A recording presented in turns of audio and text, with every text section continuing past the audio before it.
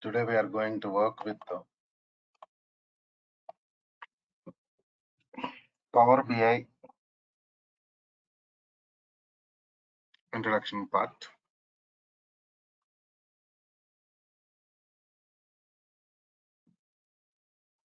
So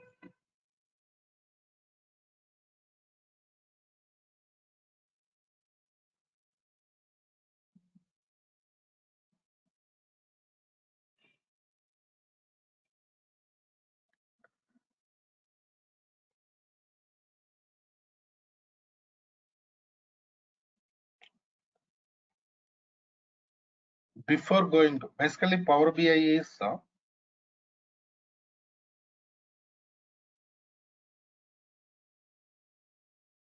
data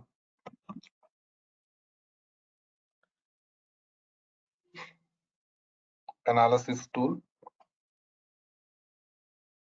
data analyst position, analyzing data, creating reports. That is comes under Power BI basically.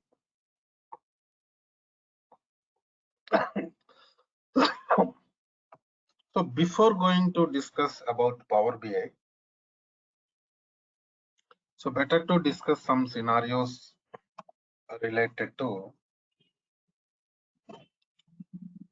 what is database, what is data warehouse. These things really important for us. See,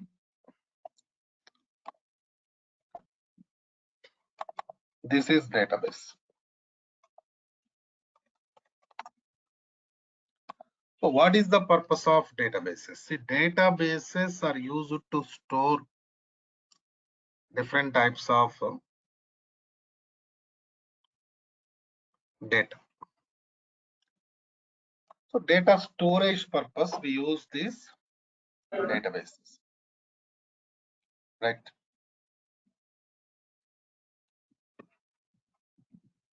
Coming to next scenario.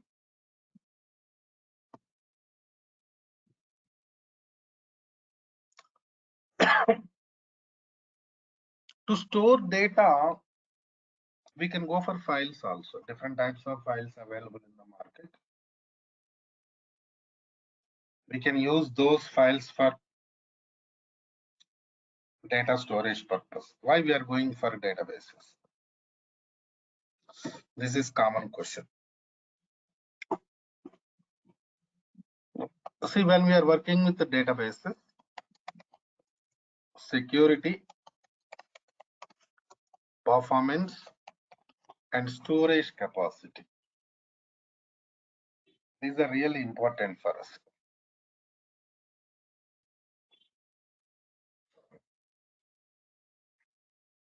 So these scenarios can be provided by only databases. File system cannot provide these scenarios. So security,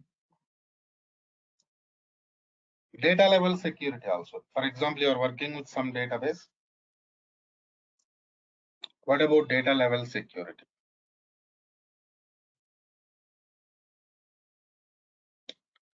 Performance.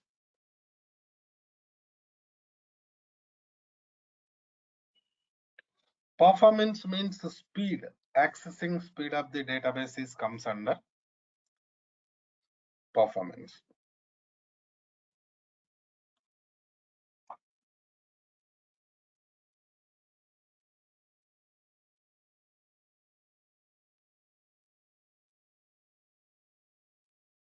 In the same storage capacity, because in real-time environment, we are going to work with the terabyte size of the databases. So their top level storage management is also really important for us. So these are all can be provided by only databases. That's why generally to store data, we use different databases. Even not only data storage, even you can modify data anytime you can modify data, and you can perform data retrieval operations. These are all can be done in RDBMS databases. So that is the reason why we are going for databases, basically. Coming to next scenario. So basically this Power BI is related to data warehouse. So what is data warehouse? What is the difference between databases and data warehouse? Better to discuss those scenarios also.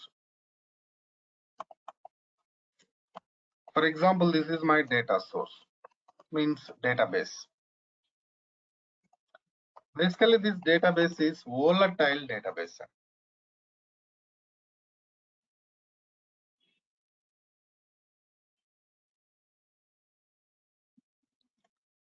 Volatile means anytime you can connect it to database and you can modify. So anytime you can modify data in the database means it contains only current data. Only current data will be there in these databases.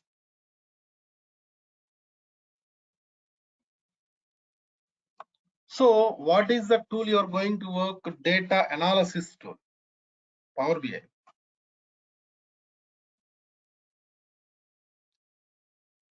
So we cannot use this type of data, current data, for data analysis purpose, right? So if you are working with current data to perform data analysis, it is like, time consumption will be there. So this type of issues, performance related issues will be there. That's why we are not going to use that type of data to perform these activities. So we need some other environment which maintains historical data. Historical means without modifications, non-volatile. Volatile means what? Modifications. We need some environment where we can avoid these modifications. We can maintain historical data. That we call it as a data warehouse database. So this is a non-volatile environment.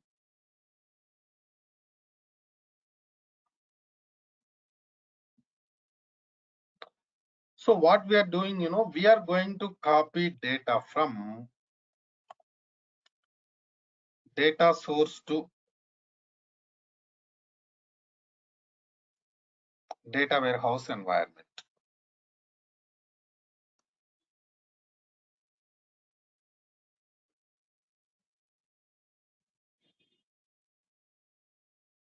Data source to data warehouse environment.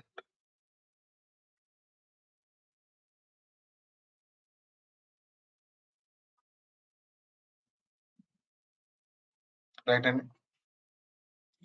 so the major difference between data source databases, and data warehouse is volatile and non-volatile.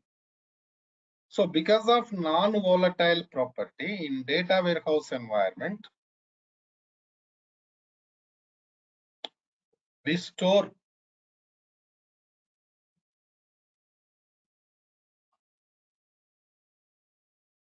historical data. So that is required for us to perform data analysis.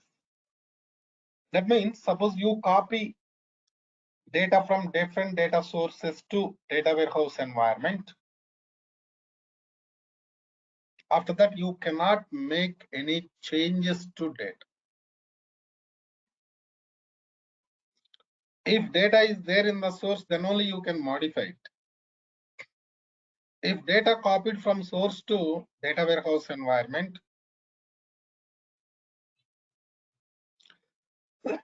you cannot make any modifications.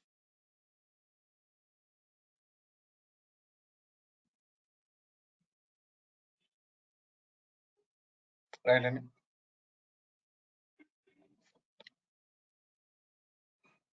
So data warehouse environment is especially for data analysis purpose, report creation purpose.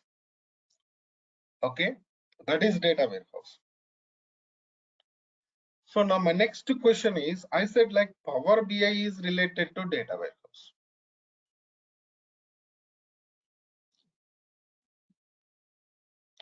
Power BI is related to what? Data warehouse. So how it is related to data warehouse? Let us see that now. See, for example, this is your Power BI environment.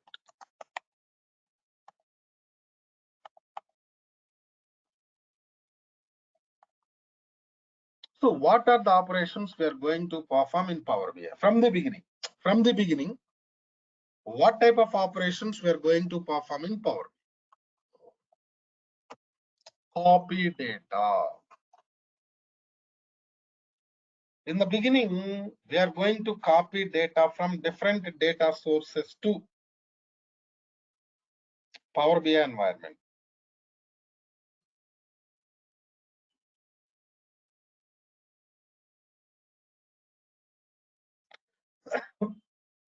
So copy data is not going to modify anything.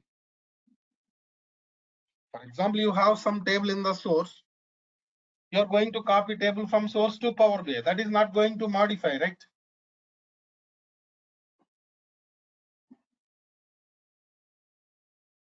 So copy data is not going to make any changes to your database on volatile.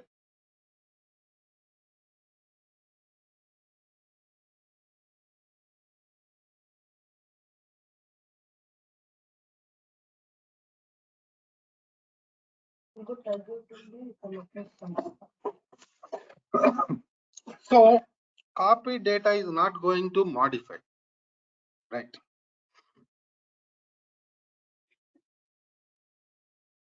Next scenario.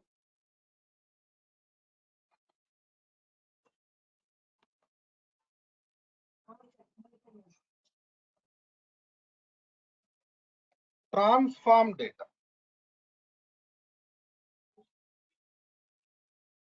So generally transform data, next DAX, next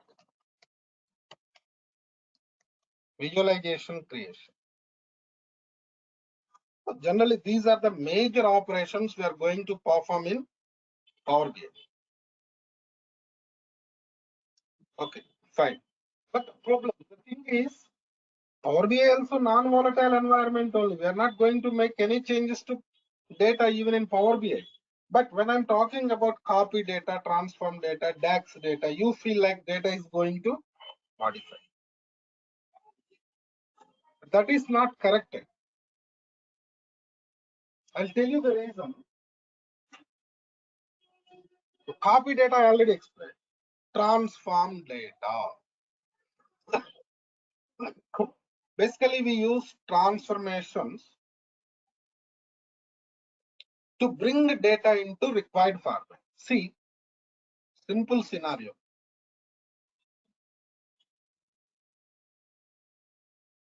After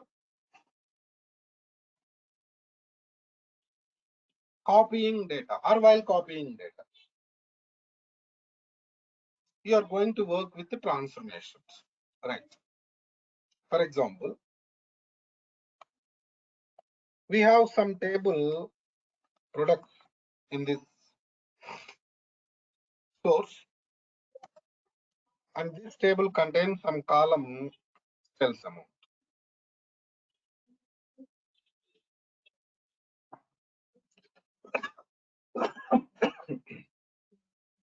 Now,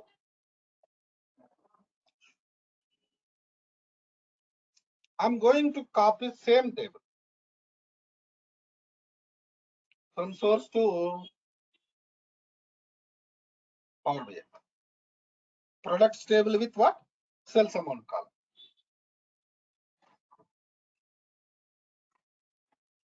Okay,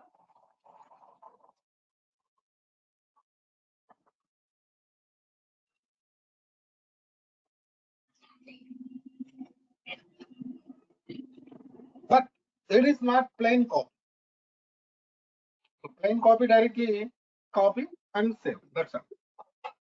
But it's not. It's not plain copy.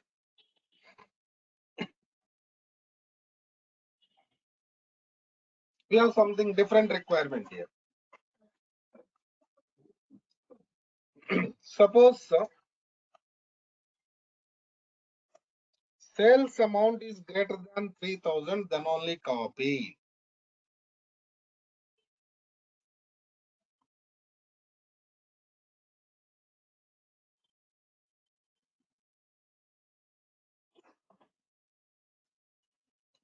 I got my requirement right?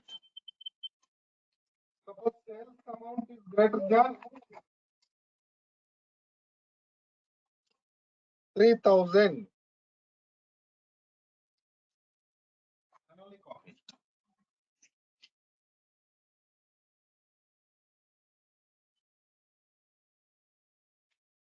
Otherwise, don't copy. Then what to do? I write some condition. See, there we have some condition there. What is the condition? Sales amount is greater than 3,000.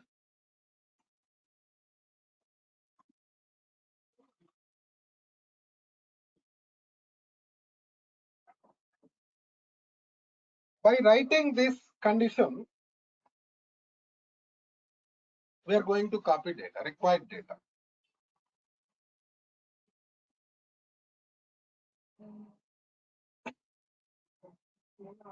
So what happens? Only salary greater than 3,000 data will be, the sales amount greater than 3,000 data will be copied. That means what you are doing here, you are just copying only required data from source to Power BI. Are you modifying anything? Anybody please tell me. Are you modifying anything here?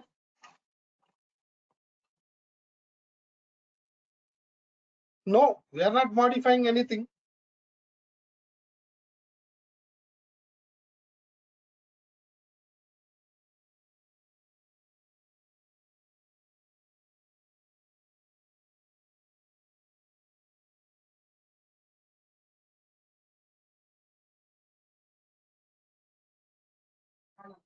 It is not modifying anything. Just what it is doing, it is copying only required data.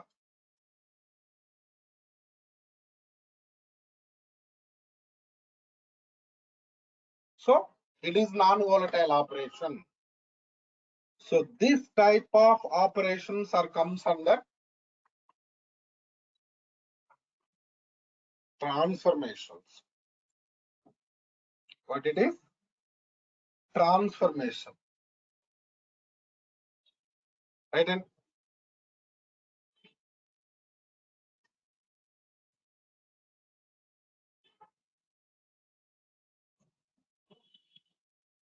so next scenario. Now it's clear. Transformation is not going to modify anything. This is only for data transformation purpose. I mean, bring data into required format purpose only. No doubt. Right?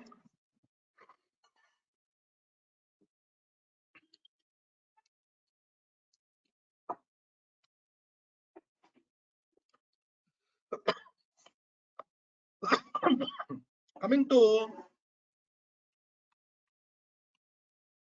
next scenario. DAX. DAX stands for data analysis expressions.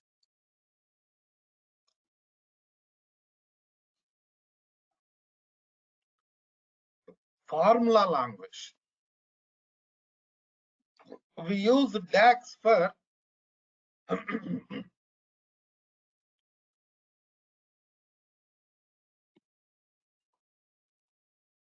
data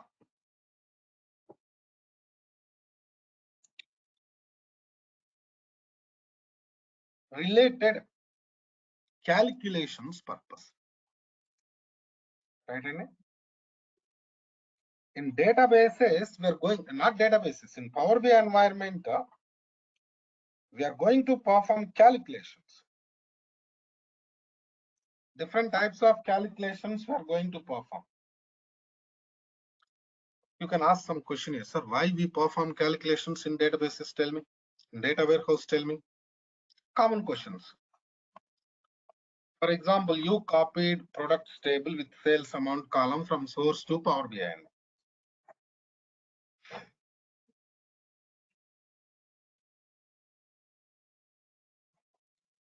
So now you are going to create some report. See, what is the final scenario we are doing in Power BI? Report creation only, dashboards creation only, right? Finally, in Power BI, what we are going to do, tell me, reporting. Report creation, dashboard creation, we are going to do. Right? Okay, fine. You copied data, you transformed it. Now you are going to create some report. You have sales amount column, but this is monthly sales amount. What type of sales amount column is available? Monthly sales amount is available. But your report, you need yearly sales amount. Sales amount into 12.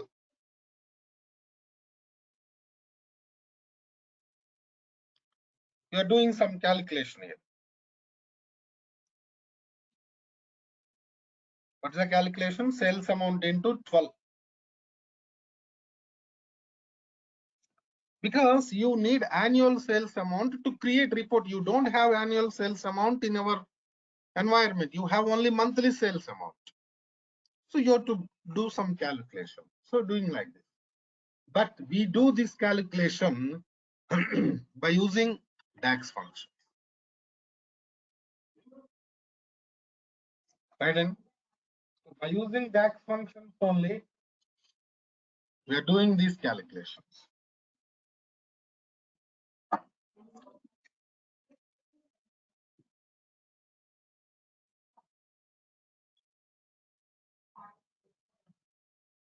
So is it going to modify anything in the database? No. It is not modifying anything.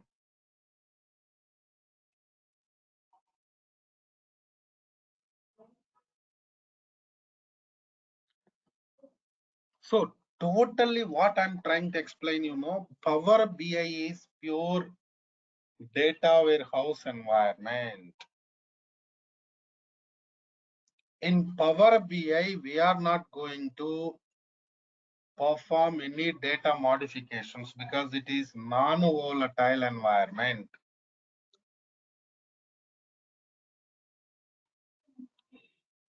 You just perform copy data, transform data, DAX data, any type of operations. But ultimately, these are only for bring data into required format because we are going to create reports, dashboards, some format of the data is required for us. For that format of the data, we are going to perform transformations and DAX functions. That's my point. And next, visualization area. Visualizations means what? Creating reports. Different types of reports we are going to create.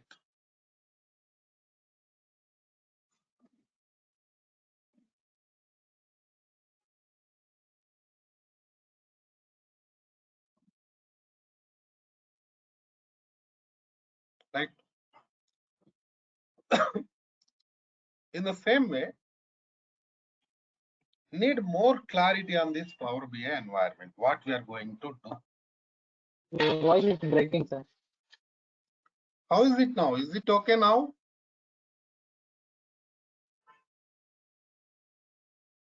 Okay. Yes, sir, it is fine now. Right. So generally in Power BI environment, we are going to work with the different scenarios like this. Right. And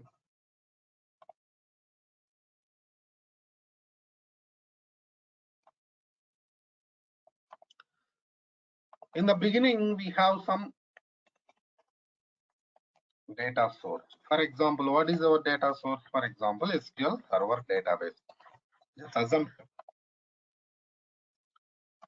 from SQL Server data source,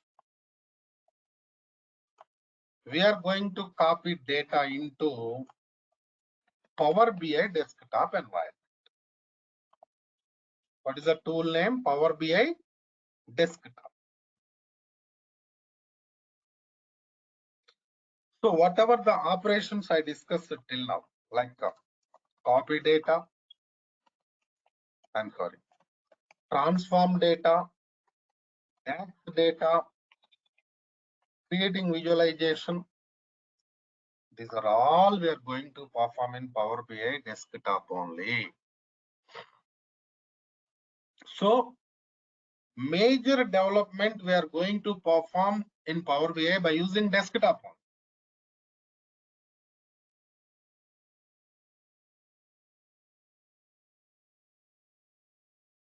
So after finishing your development here, you are going to publish your work.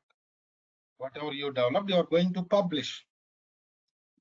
Because why we are developing all these things, tell me? Because of customers. Right? Okay, now?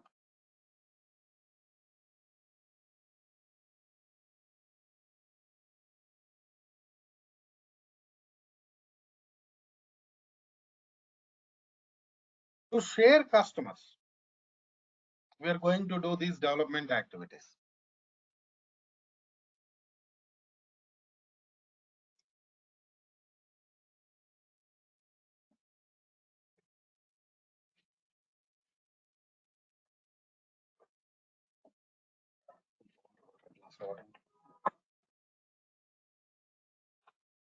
So from Power BI desktop, you cannot share anything to customers. This is only for development purpose. So after finishing development, you're going to publish. Your published work is going to store in Power BI service. And from Power BI service, we are going to share them to customers.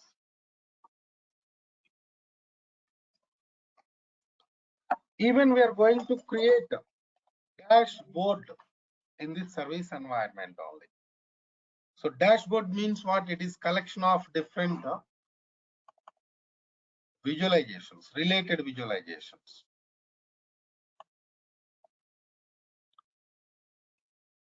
So this is a user environment, end user environment. Some application will be there, some other environment will be there. Now what you are doing, you are developing these things here, you are going to publish them to service, right? And from service, you are going to share them to users. See, here important thing is coming to desktop environment. Here only we have building blocks of the Power BI. So building blocks of the Power BI are Power Query, Power Pivot, I'm sorry,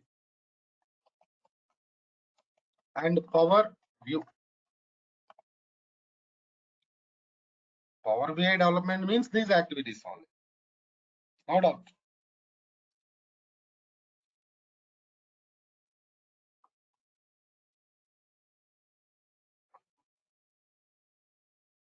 Power Query, Power Pivot, and Power View.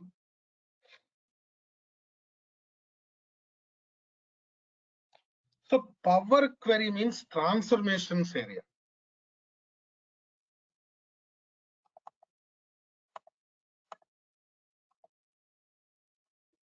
This is transformation area. Power Pivot means DAX. DAX, data modeling, creating relationships between tables, defining cross filters. These are all comes under power pivot. So this area is purely related to data operations. That's why we say copy data, transform data, DAX data. We are going to perform these tasks directly on data. Because before going to create report, you have to bring data into your required format. Because see, you are working with some scenario, some project means some requirements will be there, right? Based on requirements only, you are going to work.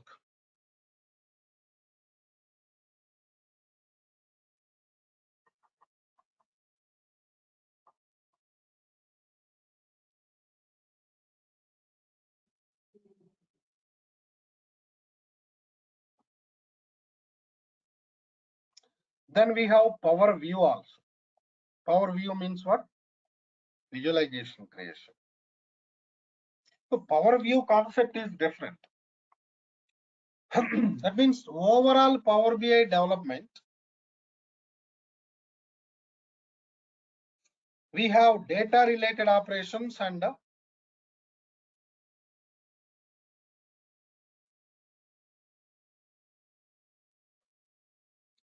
visualization creation operations.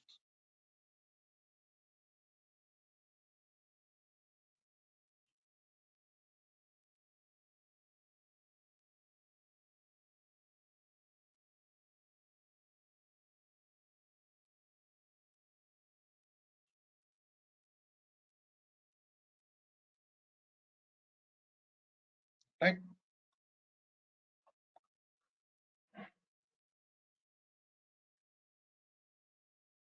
So now coming to next scenario, prerequisites. What are the prerequisites there for this training?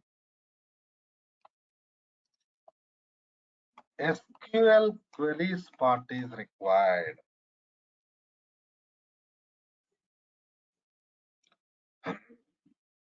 Transformations, DAX, purely coming from SQL queries part. No doubt.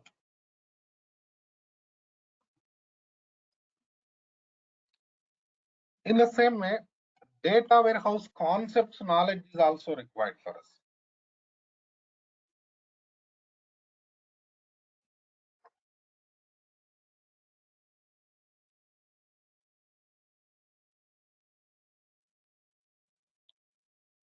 See, SQL queries we are going to discuss in this training only. Data warehouse concepts also we are going to discuss in this training only. Right? So you no need to go for some other training. In the same way, if you are ready to learn complete SQL developer, Power BI participant can attend complete SQL development class also. Right, and that is also available in this institute, Durga Sir.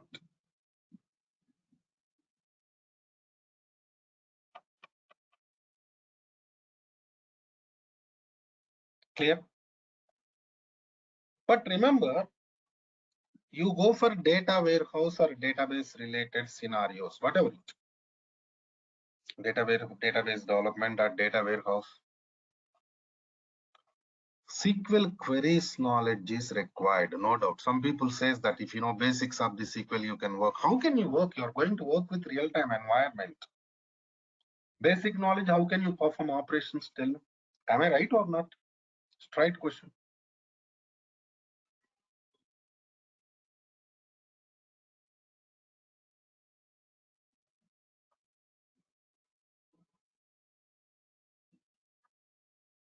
Got my point.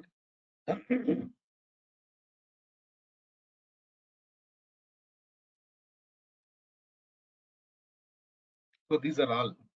And I said power pivot. Power pivot means we are going to work with the data modeling concept there. Right, Andy?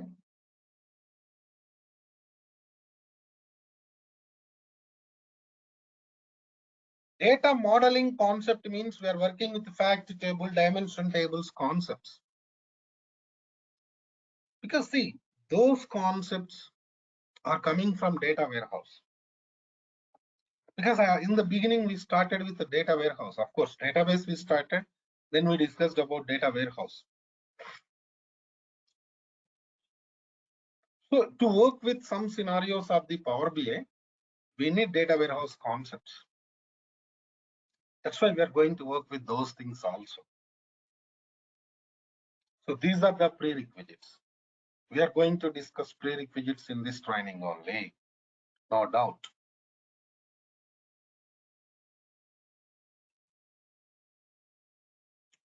So coming to next scenario, we have to discuss more on process.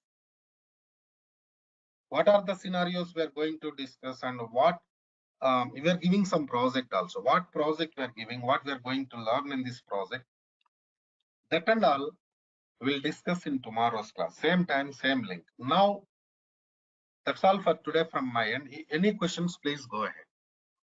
If you have any questions, please go ahead. Anybody? You can unmute and talk to me, or you can send messages also. We have chat facility. Please.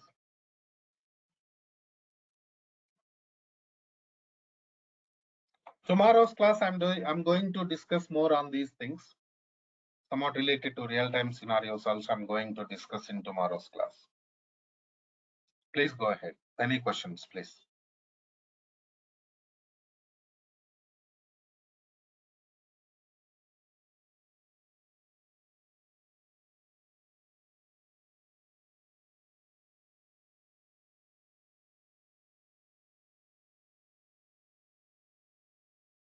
What happened there? No questions? Nobody asking questions?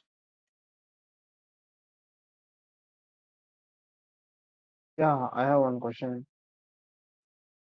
Hello, hello, hello. Yeah, please, Srinu. I can hear you. Srinu, I can hear you. Yeah, yeah. So when we attend this class, yeah, yeah. When we attend this class, we're going to do some real-time scenarios in the real work environment. Sure. See, Srinu, one thing is important. Real work environment you can Hello. get easily. See, real work environment you can get only in our job, in our project only. When you are attending any training, don't expect that, frankly speaking. Okay, now what we can provide, Okay. we can guide you towards real-time environment, but we cannot show real-time environment because it is training environment, right? Okay, now we are giving project. Mhm. Project means you'll get idea. Okay, fine, what we are going to do in real time. Process you are Okay. going to learn. Okay, now right? Okay. Right. Anybody, please? Any questions?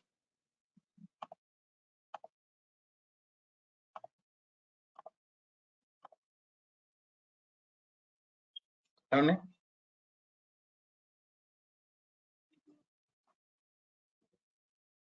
Okay. Right then. Let's do one thing. Let's meet tomorrow with remaining things. After finishing tomorrow's class, you'll get more clarity. Right.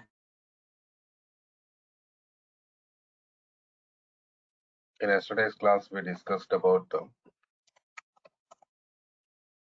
some scenarios related to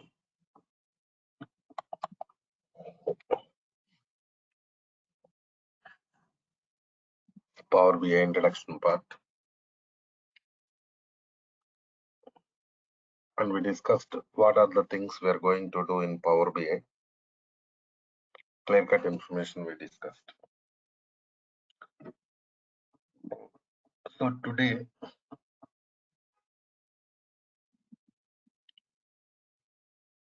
we are going to discuss about more related scenarios here. Suppose you are going to work with some project, right?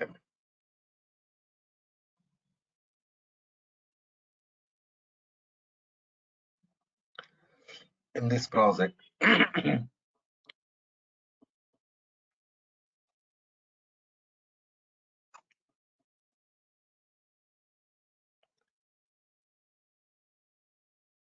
I mean, Power BI related project. I'm talking about Power BI project only.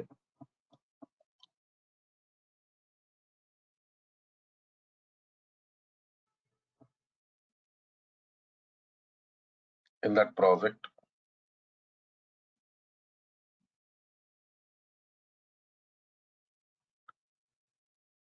what are the different scenarios we're going to do?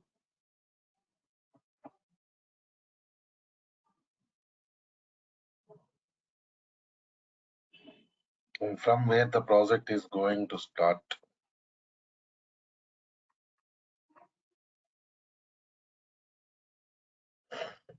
These are all really important. Now,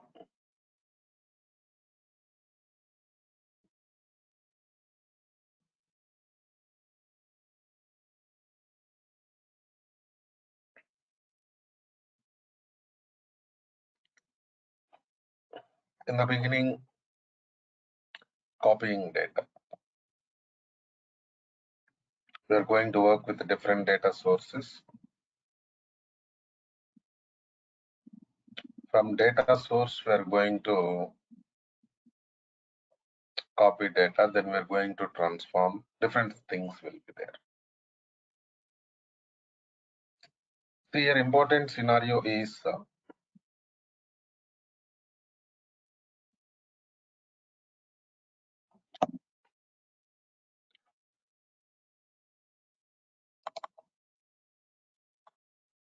so we have some data source, Power BI desktop, Power BI service, end user related scenarios.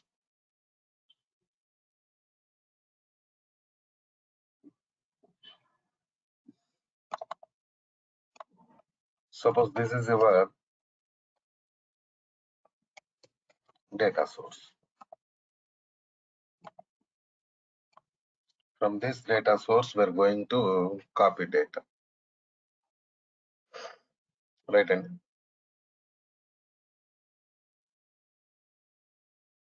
so maximum scenarios, what happens, you are going to work with some data source means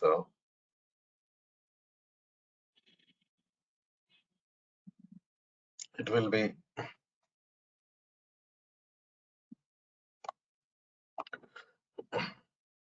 database only. Maximum SQL server database will be there. Okay. So coming to next scenario.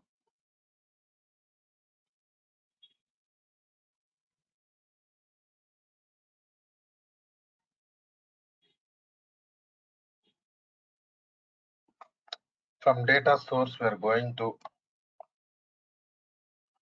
copy data into desktop. In this desktop only, we are going to transform, right? And DAX, different scenarios we are doing it.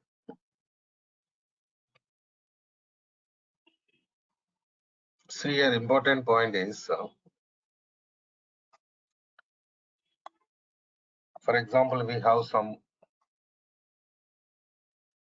table here in the source. So every time why I'm talking about tables, because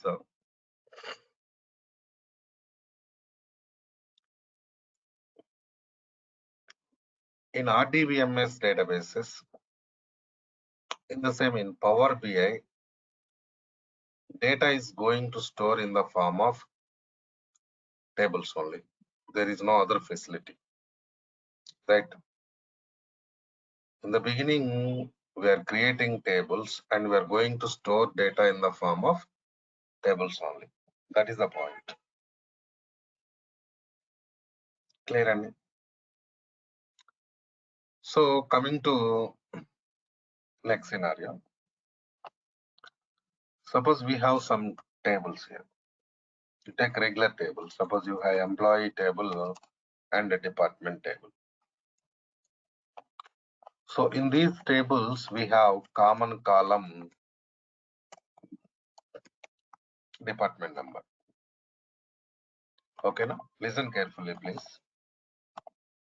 We are going to copy data from employee table, department table.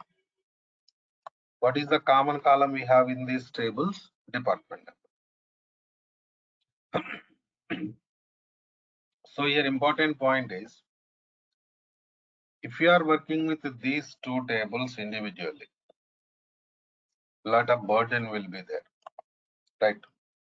Suppose you have two tables and you are going to work with two different scenarios, means number of operations will be more and even burden will be more on our server. So that is going to create troubles to us. Okay, no? That's why what we are doing, here you have different tables copying from source to Power BI, and here you have common column also. So now we can perform some transformation called as merge transformation. So by using this merge transformation, we can combine data from these tables. Suppose here you have two tables, right? You are going to copy data from these two tables. And what we are doing, we are going to combine the data. So how we are going to combine the data here? By using transformation merge. So why we are going to combine the data? See, working with less number of tables always better than working with more number of tables. Remember that point. Okay. So here what's happening? Initially, when the data is there in the source, there are different tables. Right, Andy? When data is there in the source, they are what? They are different tables. So multiple tables. Right? When you are going to copy data and when you perform this combined transformation, merge transformation, right? They are only single table. Okay. So now what's happening,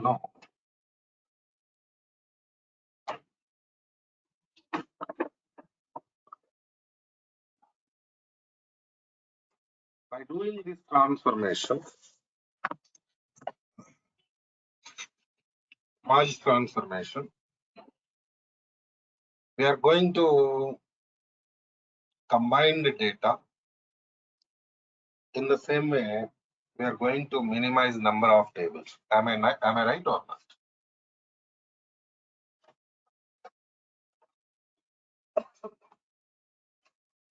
We are going to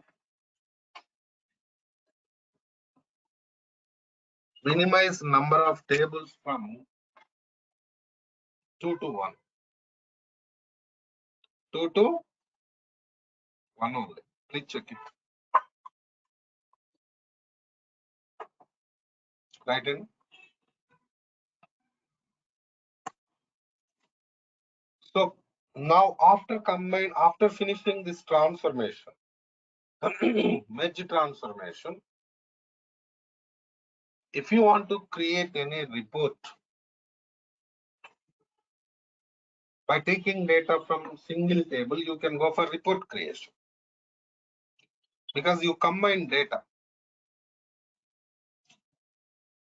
But just assume that you have not done with any merge operation. There are two different tables still. Still there are two different tables.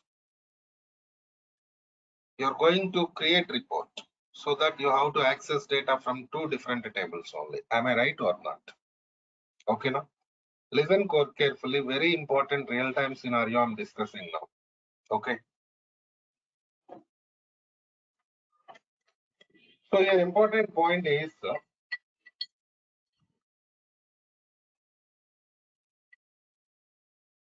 so simple logic.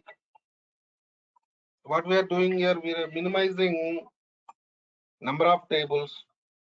So burden will be minimized. So performance will be increased. That is the key point we are discussing. So after doing this task, generally we are going to create report. If any DAX is required, we perform DAX. Otherwise, we are going to create report. Fine. See, important point is, yesterday I discussed,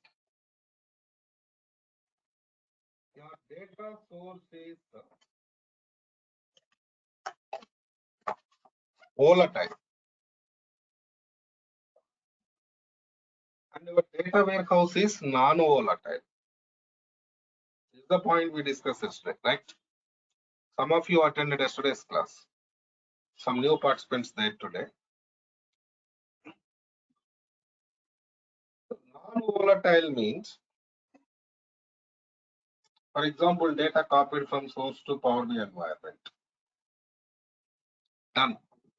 You performed transformation much, and you go ahead and create report. That's fine. No problem.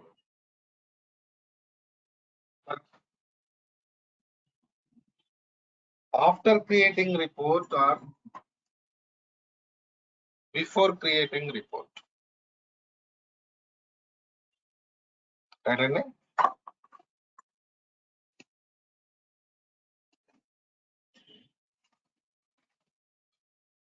After creating report or before creating report,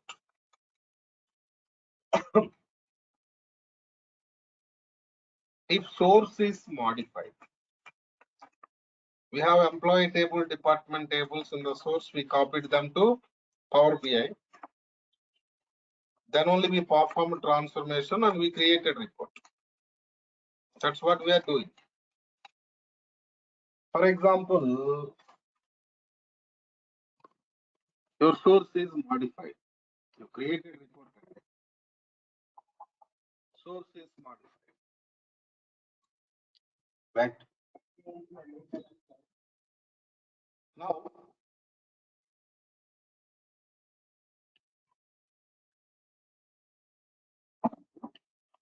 whatever the data modified in the source, that should be copied to Power BI. That should be reflected to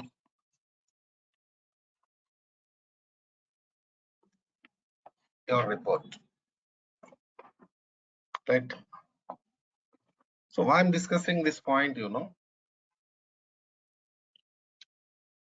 are new to this environment.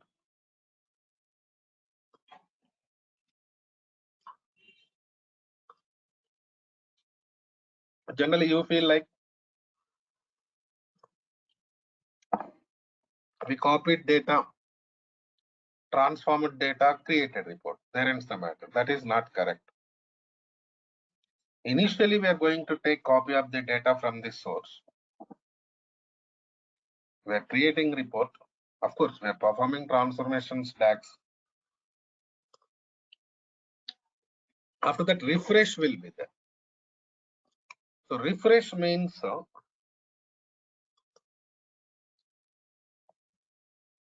whatever the modifications done in the source,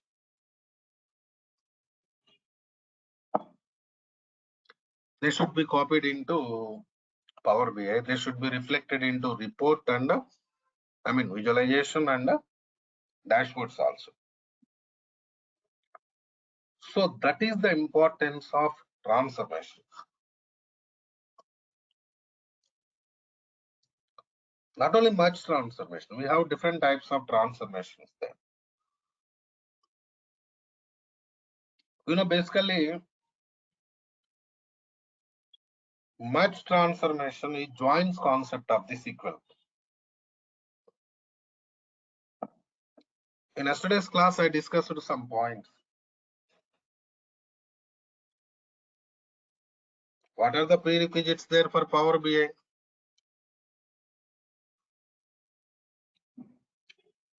SQL Server queries part and data warehouse concepts. So these transformations coming from SQL only, SQL queries only, right? So now we got some idea what we are doing with the transformations.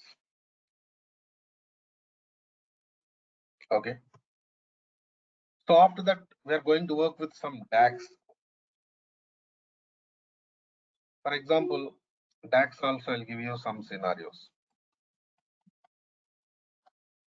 Suppose you have source here. From source, you have some table employee.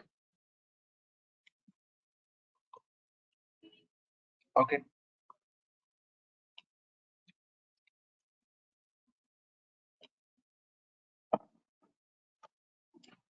The employee table means generally what will be there in employee table, employees information will be there, data. You copy table from source to desktop, Power BI desktop. So employee table, salary column, there is no null value. Commission column, we have null value. So now you want to do some report, you want to create some report, that is in that report you want to go for total salary. What is total salary? Salary plus commission is comes under total salary. That is the meaning, right?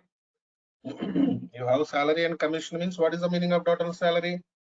Salary plus commission. In this scenario,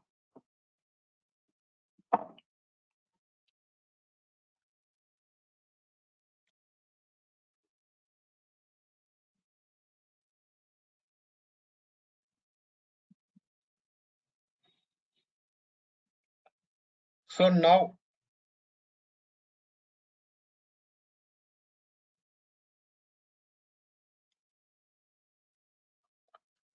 we cannot perform any type of operation with the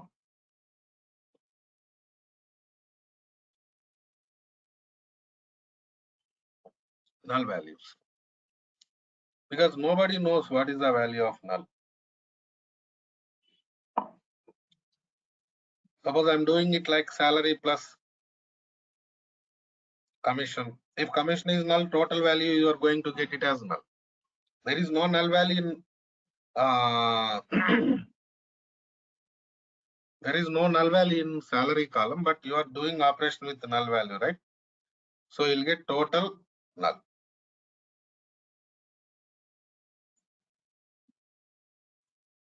Right? So that is really important for us.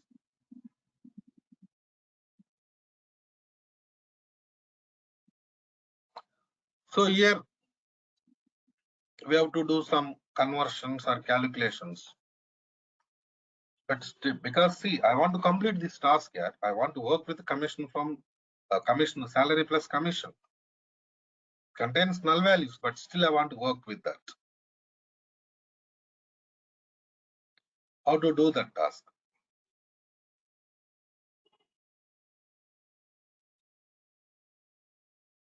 You got my point, right?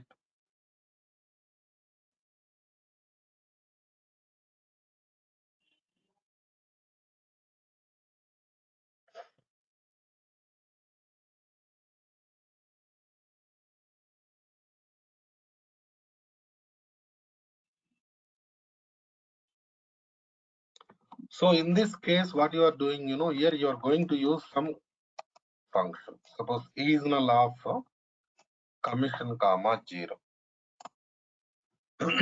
This seasonal function is going to convert null value into 0.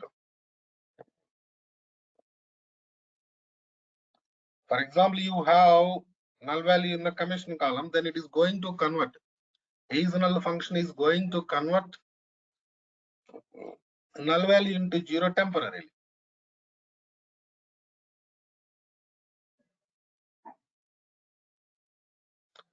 Up to completion of this query. So thus query execution completes, then you are going to finish your task, right?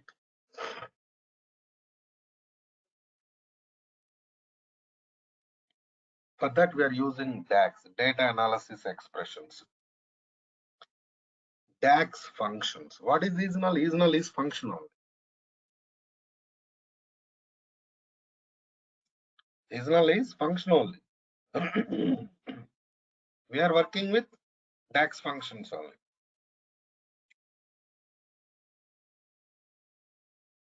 Purpose of the DAX.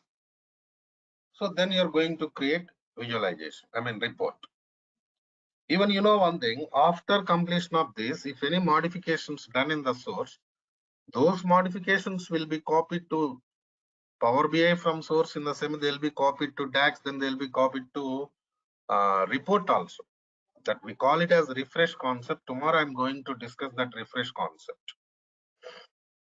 Refresh data. Refresh data means copy latest modifications done in the source to Power BI environment.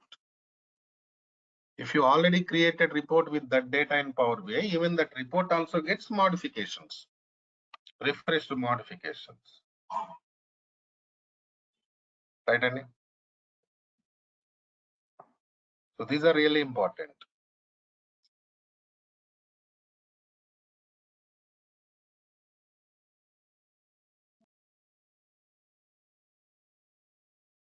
So coming to next scenario, yesterday I discussed some points here.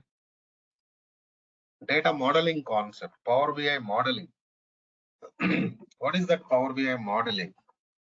One second.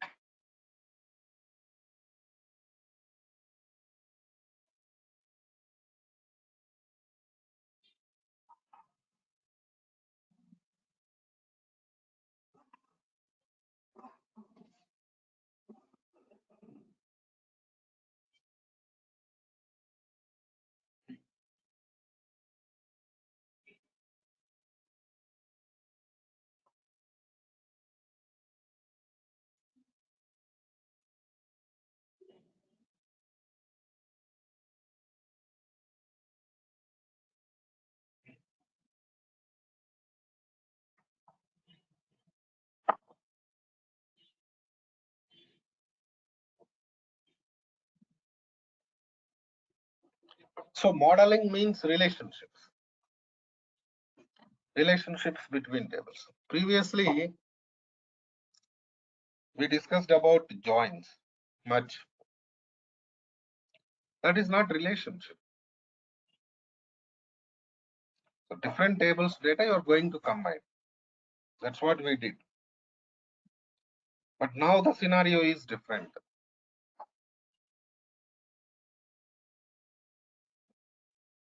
Here what we are doing, suppose you have employee table, department table, common data, department number, common column. Right, Andy? So you are going to copy everything.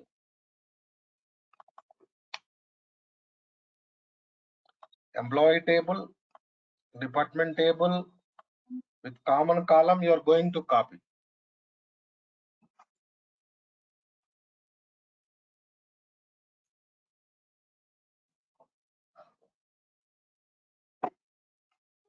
From source to Power BI.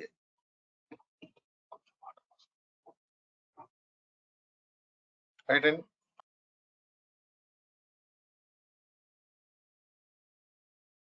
Even after copying, you're going to store those tables in Power BI environment permanently, right? So there also we should go for relationship between tables.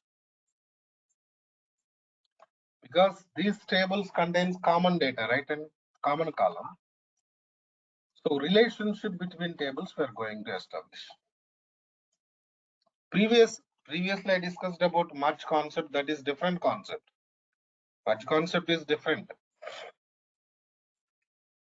because much combined data. Now we are not going to combine. They are separate tables, different tables only. Even inside Power BI also, we are going to store them as different tables only. But relationship we are going to establish. What is the advantage of creating relationship between tables? Number of operations are going to minimize. For example, you are creating some report. Generally, in Power BI environment, you are going to create report means you are going to use data from different tables for creating that report. You're going to use data from different tables to create that report, So then these tables are related tables.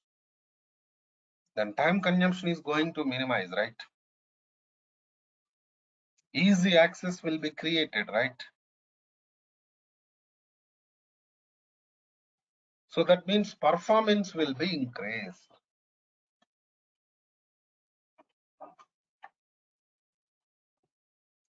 Performance means what? Speed. Report speed will be generated. That is what client required. You're creating report. Report creation is not enough. Lot of things you need to provide to that report, especially, security, performance, these things. Security is different thing that we can do, no problem.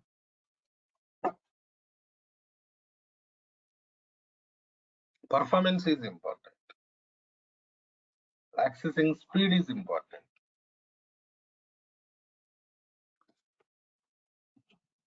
How you are going to provide it? So these are all.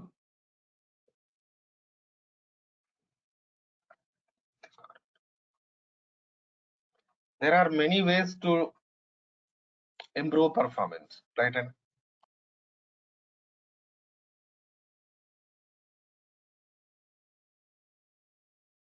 so the major scenarios I discussed yesterday, building blocks of the Power BI. What are the building blocks we discussed? Power query, Power pivot, Power view. Power query transformation area. Power pivot means relationships between tables, modeling, DAX, that and all comes under that. Then report creation. Suppose you created some report. Different scenarios will be there in this report creation. Creating report, then formatting report, then filter report. Three different scenarios you are going to work in the report. So you are going to take data and creating some report here.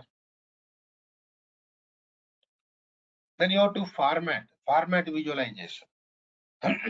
Different themes, different layouts, backgrounds, colors, fonts, size. So general formatting, visual formatting, different things will be there. You have to make that report attractive, right? That we are going to do with formatting. Then filtering data inside report. Suppose you created some report. How to filter data? For example, now we discussed different employees, different departments. So you created report with all employees, all departments data. Now there is some person, some user wants to see particular department number related data. So you have to provide access to that department number data only, right? So this type of requirements will be there. For that we are going to use filters, filtering data. So previously I discussed some points, transformation. So DAX also given some real-time example. And now this filter concept, group by class, where class, having class, after by class, these are all filters only, right? So these are all coming from SQL Server queries part only.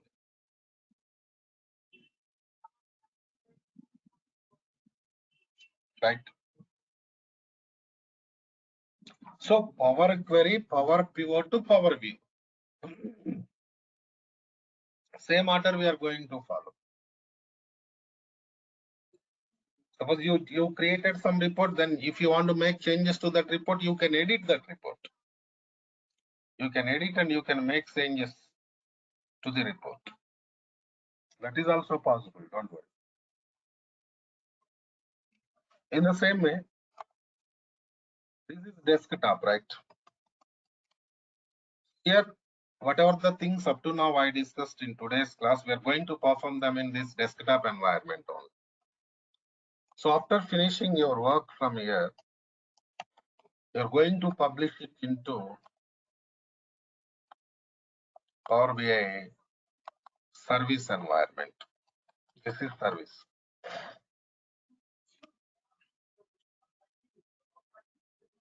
This Power BI service,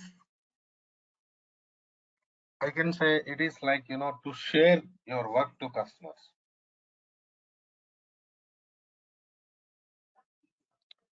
To share your work to customers.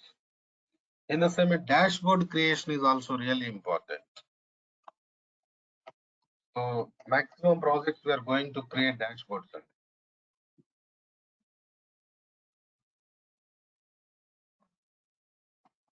Dashboards we can do in Power BI service only. Here only sometimes we are going to create deployment pipelines. Deployment, what is the deployment pipeline? Development to, then testing, then production. So in the beginning, development will be done. Then it goes to test environment. Then it goes to production. So the deployment pipelines creation and creating apps. Apps creation is important.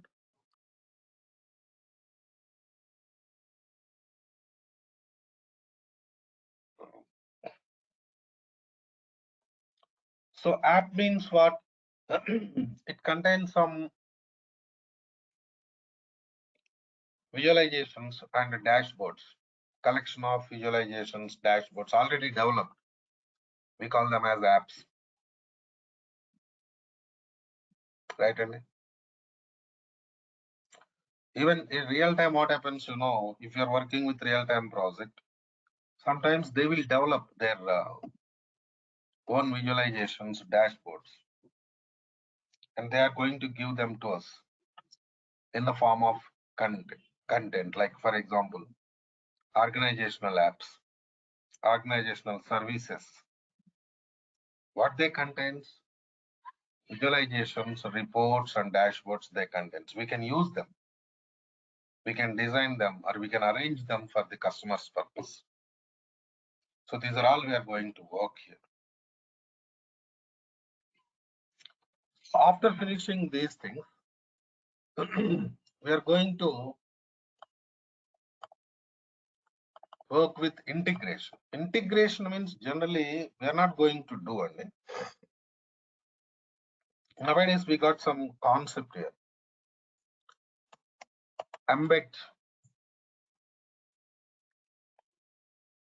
Embedding Power BI visualization with some application. For example, I give you a simple example.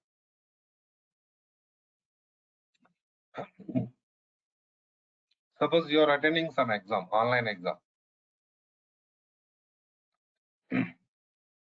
How you are writing exam? By using some application. They will give you some user account, you are connecting to their application and you are going to finish your exam. Am I right or not?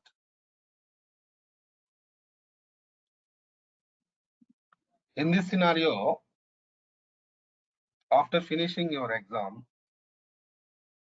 they will give you some report there. So total marks, percentage, where you scored more, where you scored less.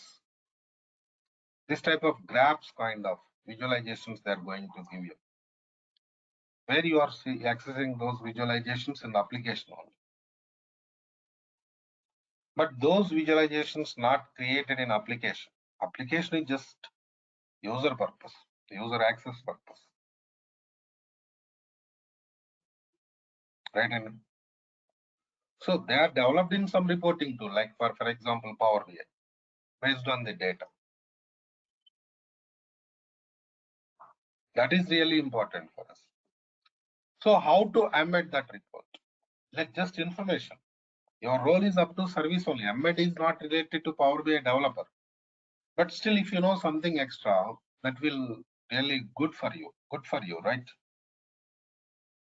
So little bit about embedding Power BI reports, Power BI dashboards into applications. Internal users purpose, external users purpose. So what are the licenses required? What are the security scenarios required? Something real-time environment.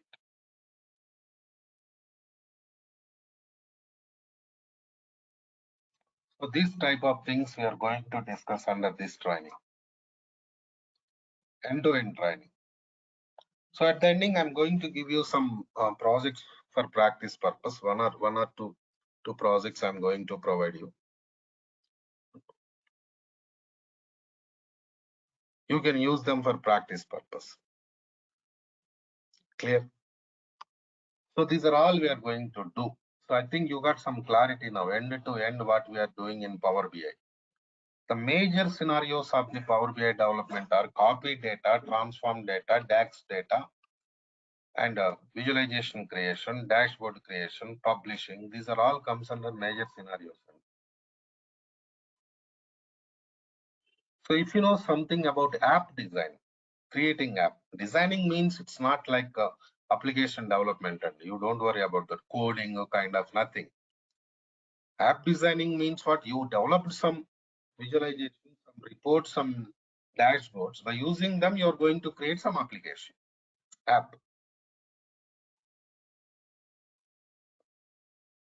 We're going to do that. We're going to develop it. So you'll get more knowledge there, more idea about real-time environment. How you're going to work out the things in real-time environment. That is required for us.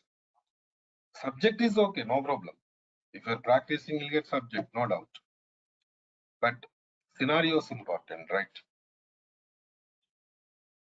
Even DAX also will go for in-depth of the DAX. We have different types of DAX functions, differences between DAX functions, depth of the DAX. These are all we are going to discuss. So now tell me if you have any questions related to this training, please.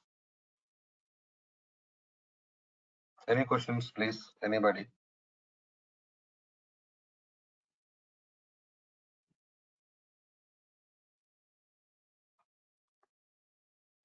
Amit, Ashish, Srinu, Vaibhav, Vijay, you attended yesterday's class. But other participants are new to this. Vineet and Vikas. Vikas, you attended yesterday's class? Tulasi new, I think. Sarita also new. No, sir. Dhananjay. All right. Any questions, please? I actually wanted to ask, but I didn't want to disturb you before. So when I registered for this, today was the first class. That's what I was assuming. See, But yesterday I discussed the introduction part, Vikas. Don't worry about that. You have not missed anything. Okay. okay, Just what is database, what is data warehouse, those things only I discussed. We will give you that recording also. Don't worry about that. Okay, no? okay. Um, Only question being like in the future when we are to do the project and everything, I was reading the prerequisites were SQL Server knowledge beforehand. Yes. Yes. So how much of that would play a part in this? Actually, SQL Server complete queries knowledge is required because we have different types of query concepts in SQL environment. All those query concepts required for us. Because of that reason only, in Power BI class, we are going to discuss SQL. And if you want, you can attend separate SQL class also. Complete SQL Server training you can attend if you have free time. So that we are doing morning 6 o'clock now, Power BI, sorry, SQL Server development class. Complete end-to-end SQL development will be there. And Power BI class at 5 p.m. Okay, no? Right? Okay, thank you. Yeah. Anybody, please? Any questions?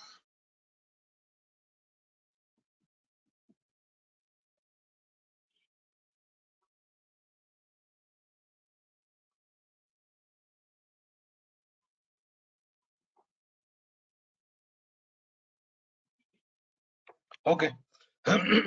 Let's do one thing. Let's meet tomorrow. Tomorrow I'm going to start with Power BI scenarios. Okay, na? Right then. See you.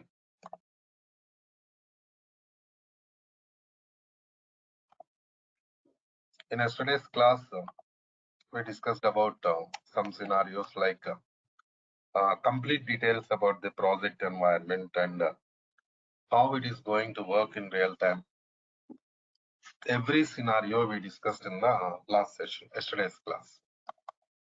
And coming to next case,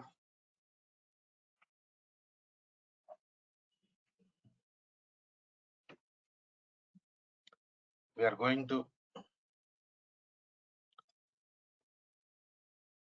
discuss about introduction part of the Power BI practical environment. I mean, Power BI desktop. The major tools in Power BI environment we are going to work are Power BI desktop, Power BI service. Okay. So Power BI desktop is for development purpose. Complete development activities of the Power BI we are going to perform in Power BI desktop environment only. Okay. So I'll show you how to install Power BI desktop. Even I'll help you in SQL Server installation also. You don't worry about that. And coming to next scenario, basically in Power BI environment, real time we are going to work with licensed software. But now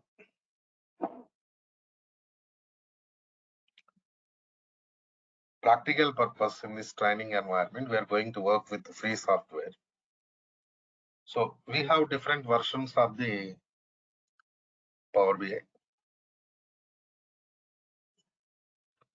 Now, what are the versions there? Kiran, tell me, Kiran. Any questions?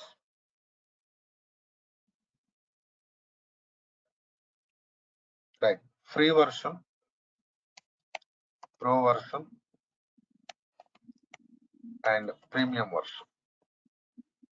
So these are the different versions of the Power BI we have. So coming to next scenario.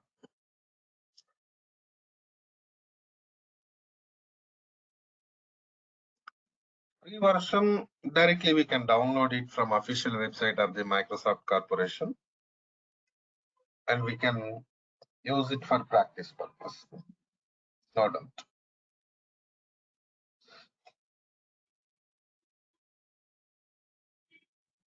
Coming to next step.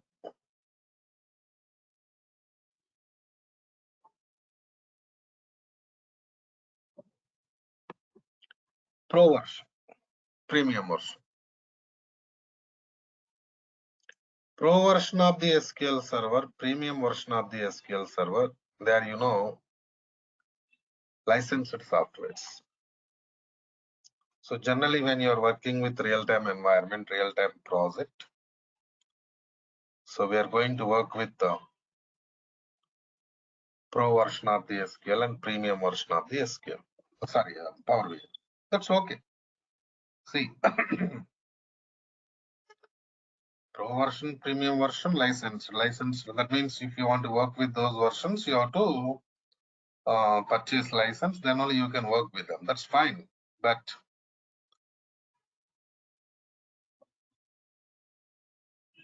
when we are going to work with the pro version and premium, what is the difference between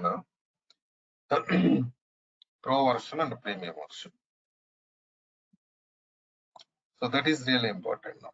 Forget about free. Free means that is only for practice purpose. Real time purpose we cannot use. Project purpose we cannot use free version of the skills, Power BI, right? Coming to next scenario.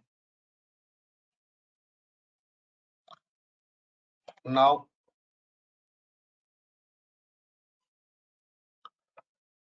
pro version, generally what happens,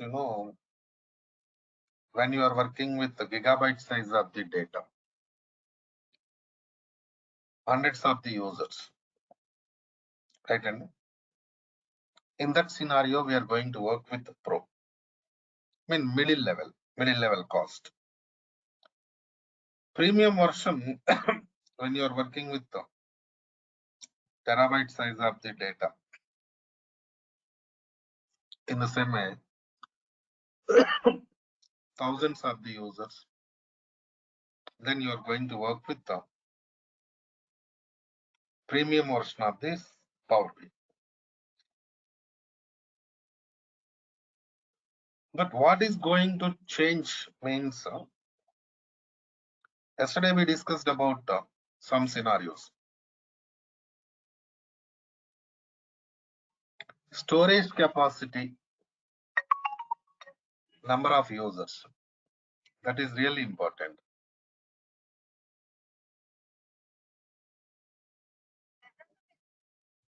Like pro version, premium version.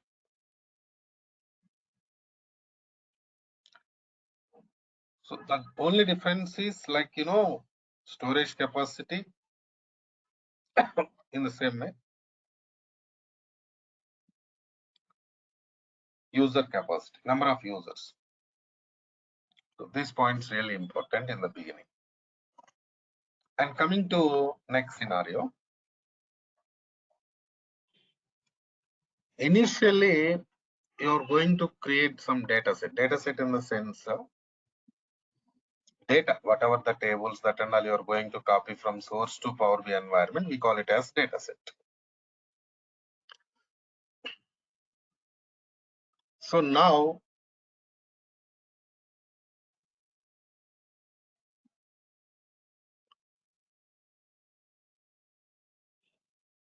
coming to next scenario, one second, 1 minute, please, all of you.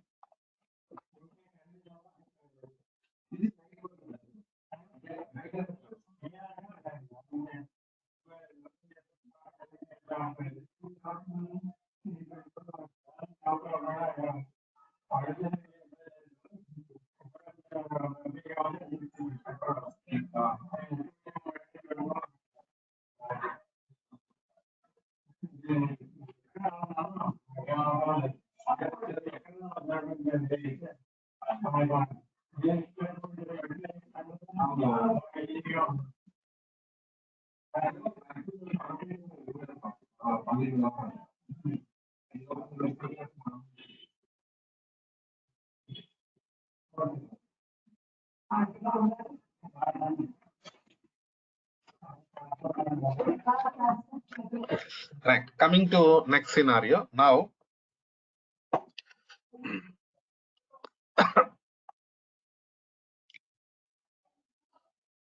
you're copying data, you're going to create data set inside Power BI. Okay. So two things we have to discuss here. Because we're in the beginning only. Better to maintain clarity from the beginning. Otherwise, what happens, it is going to create a lot of confusion. Here we have something like a data source. Assume that your data source is SQL Server. So in the same way, this is your Power BI environment. Okay, na? Fine. You're going to copy data from data source to Power BI environment.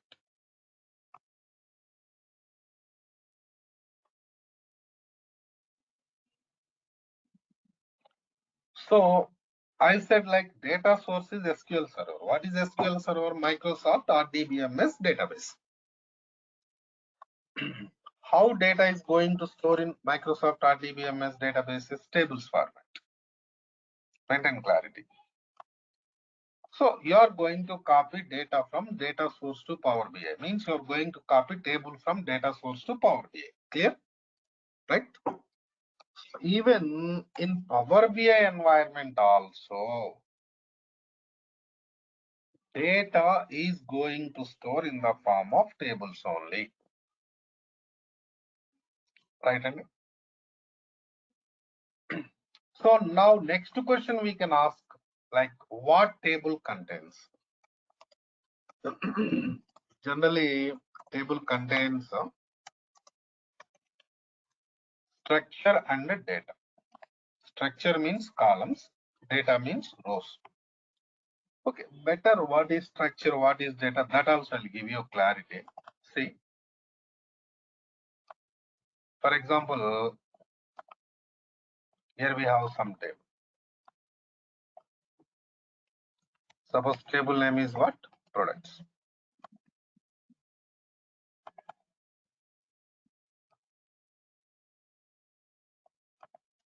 So in this table, we have different columns like this. Suppose column 1, column 2, column 3, column 4, like this. Okay, na? So now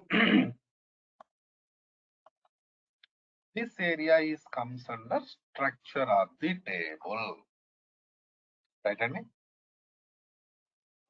Structure of the table. See, after creating structure, what we are doing, we are going to insert data into table like this in the form of what? Rows. So this is rows. That's why we say like, what is table means it is collection of columns and rows. We say like that. So this area is comes under what?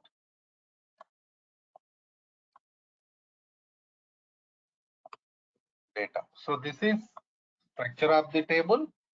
This is data of the table. Structure means what? Columns. Data means what?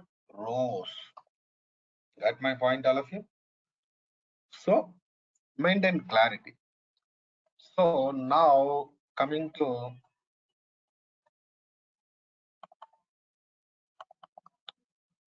next scenario. We have table here. Table contains these things. The same table we are going to copy from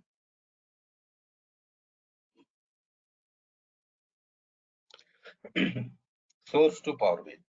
And structure and data.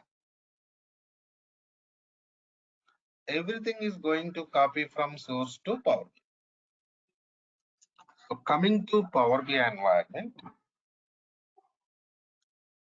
we call structure as metadata, rows data as physical data. Okay, Nene? So little terminology is going to change between our data source and the Power BI.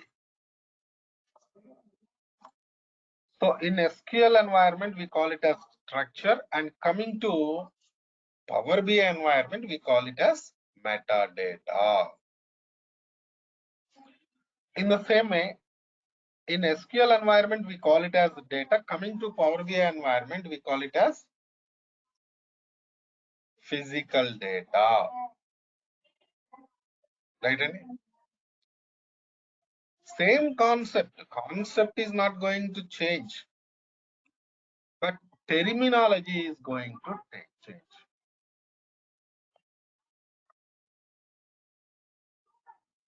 Okay, na? So this is the point. Okay, that's fine. See, next question is, so format of the data. Format of the data is clear. Table only. Table contains metadata, physical data. And one more important point. You have to concentrate on Power BI. SQL is not so important for us. Query is part important because We are not going to develop any SQL environment, right? Just we are going to take data from SQL environment, but we are going to develop everything in Power BI environment. So concentrate on Power BI environment.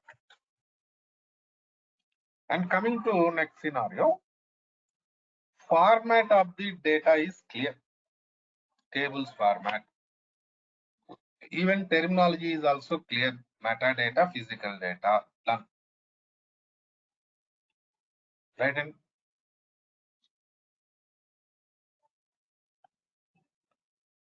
but what is storage mode?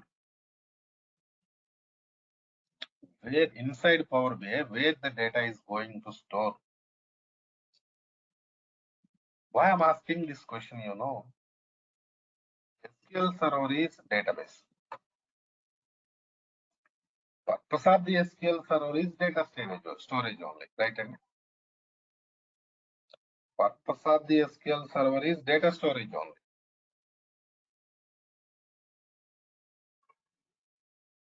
So no need to discuss much about that. But coming to Power BI, it is not database, right? It is data analysis and report creation tool. Some data warehouse tool. So in this data warehouse tool, where the data is going to store? That is important. That is my question.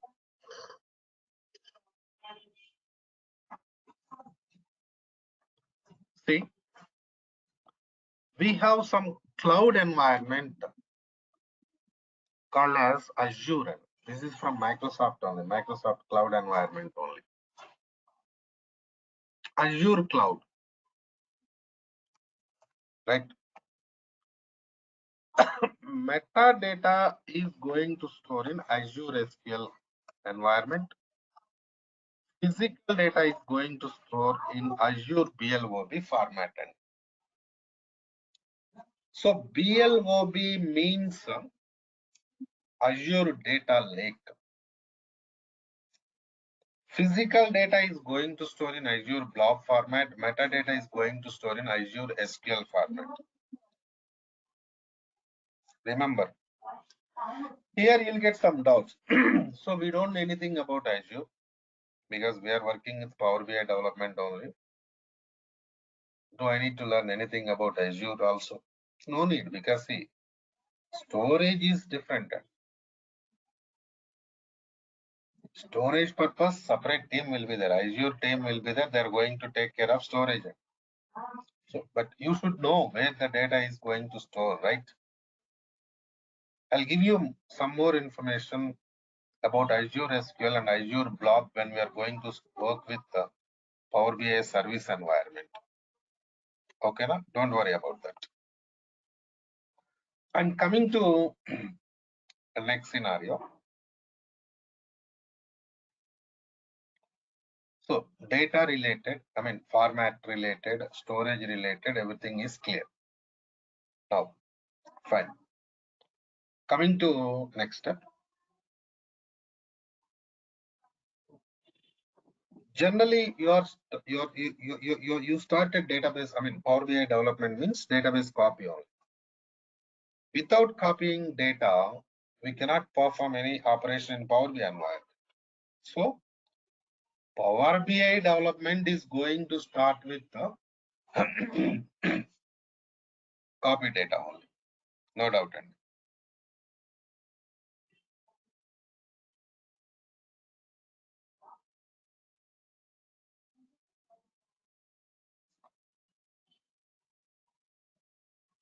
So, let's concentrate on copy data area. So, how to copy data from source to Power BI? What are the different ways we have to copy data from source to Power BI environment? See, assume that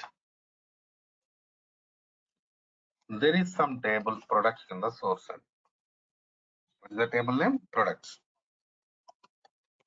This table contains some columns, sales amount. Of course, we have some other columns also. I'm going to discuss some points related to sales amount from products table. That's why I mentioned that column there. Fine. So now, okay, forget about sales amount. We'll discuss that later. We have some table products. So 10 rows of the data there in the table, I mean products table in the source. Now you are going to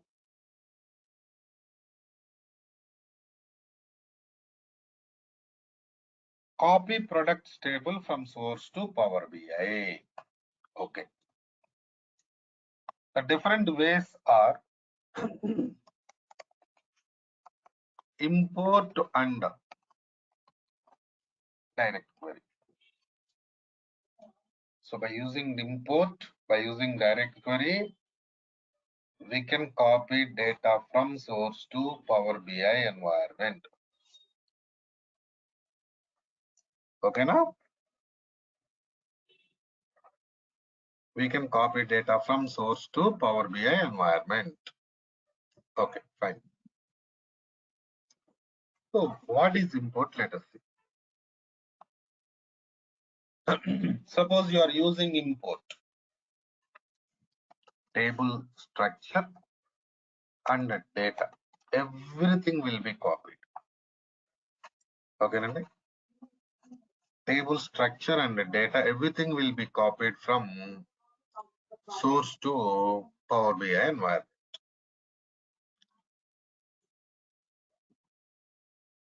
That is import. See, we can use import for databases in the same way files also.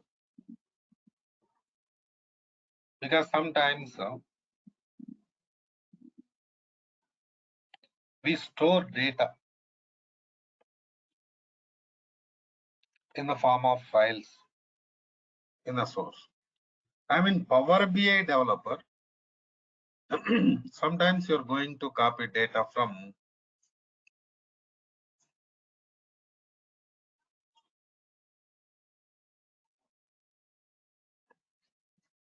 databases.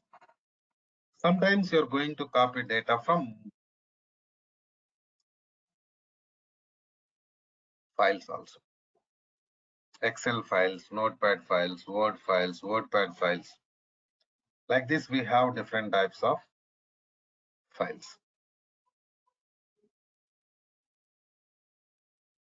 Right, Annie? So whether you are going to retrieve data from databases or files, but you can use, I mean, files, you can use import.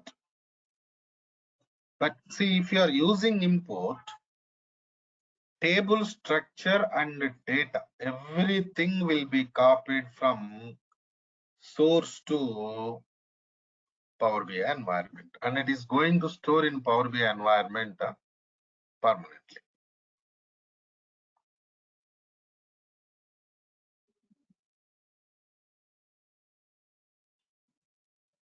Right? And that is import. Next step. For example,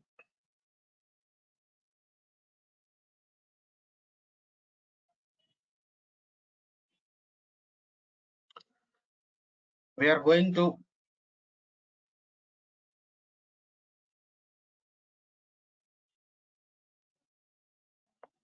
copy data from source to Power BI by using direct query. How we are doing this task? Direct query. Then what happens, you know, only tables structure will be copied from source to Power BI. Data will not be copied. Data will be there in the source only. Only structure is going to copy from source to Power BI environment. Here what happens, some connection, permanent connection will be there between your Power BI and your data source because you are using direct query. Got my point, Alf?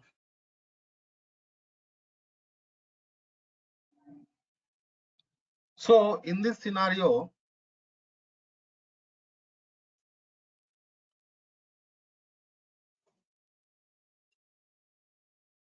physical data we are not going to copy. We are going to copy only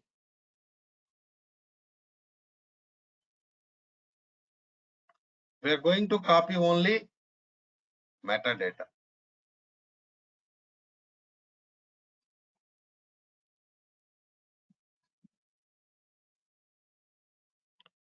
Only metadata, not physical data. And coming to next scenario, one more point.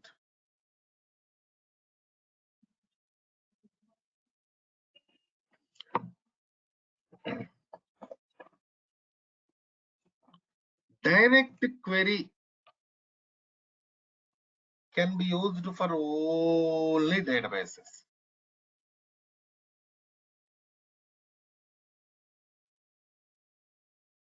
Right? Only for databases.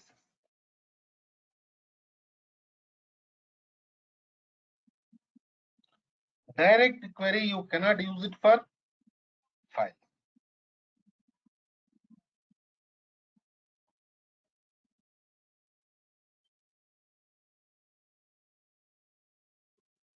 Right, Andy?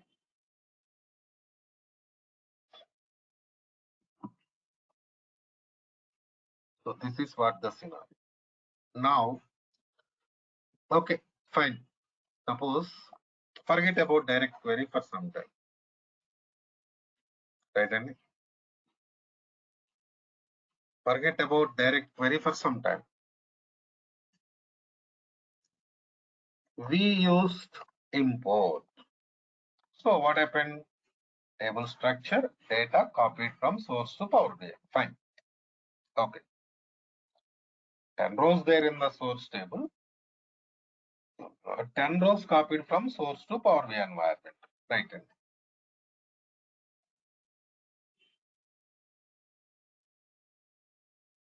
Now you did copy. Copying data from source to Power BI is done. Okay. Now what happened? In source environment, data modified. The modified in the sense, suppose somebody inserted 10 rows. See, here the thing is, this area is done. Initially, what happened? You copied table structure and the data from source to Power BI by using import. That is done. Now somebody inserted some rows, suppose for example 10 rows. So that is latest data which is existing in the source table. And now can I copy that new modification or new data from source to Power BI or not? Why not? We can copy. So for that we have some concept called as refresh. Okay, na? Suppose you are going for refresh, you are going to refresh this scenario. Then what happens, whatever the new data, 10 rows inserted into source, modified in source, they'll be copied.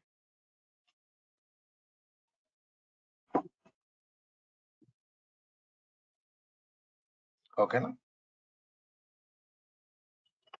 So by using this concept, refresh concept, whatever the modifications done in the source, those modifications will be copied from source to Power BI environment.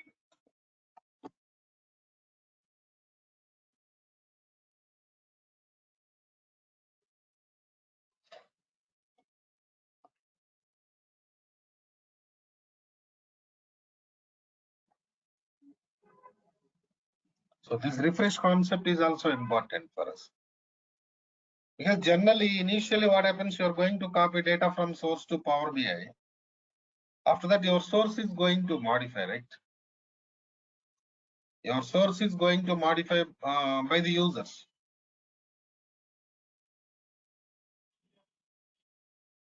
Then you have to copy those modifications from source to Power BI. For that, we are using refresh. Okay, that is fine. And so we got some idea what is refresh, why we are using refresh, and how it works. Okay, that's fine. But my question is, we discussed two different scenarios to copy data from source to Power BI.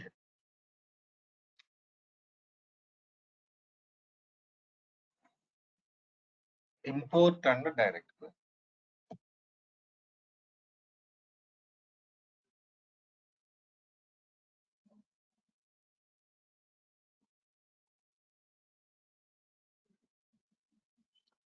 Import and direct query. Can I use refresh for import and direct query or not? This is the question. Import, we can use refresh. The reason I'll tell. See, if you are using import, what happens, the data is going to copy from source to Power BI, right?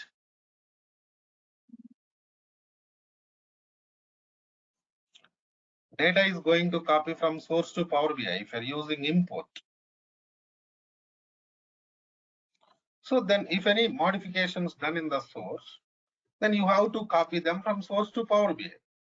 That is import. So refresh is required.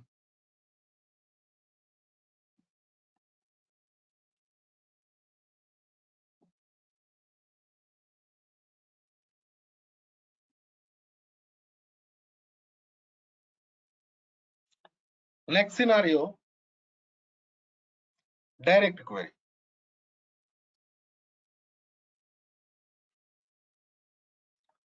If you are going for direct query,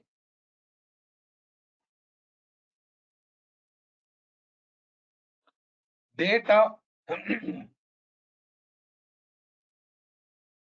will not be copied. Only structure will be copied. Then why we need to go for refresh, tell me? Got my point, all of you, right? So if data copied, then if any modifications done in the source, then you have to refresh because you have to copy those modifications from source to Power BI. There you need refresh. But now data not copies when you are working with the direct query, right? Then why you need to go for a refresh? Am I right or not? So refresh we do for import. But if you copy some table by using direct query, no need to go for refresh. Is it clear, all of you? Clear? What is the difference between import and direct query? And what is refresh concept? Clear or any questions, please? Any questions, please? Right?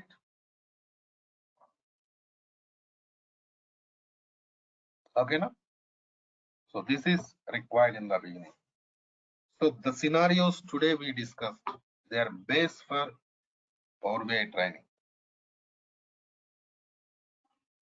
Suppose you don't know all these things, directly we are going to start working with Power BI, then there will be no use. You should know what's happening, right?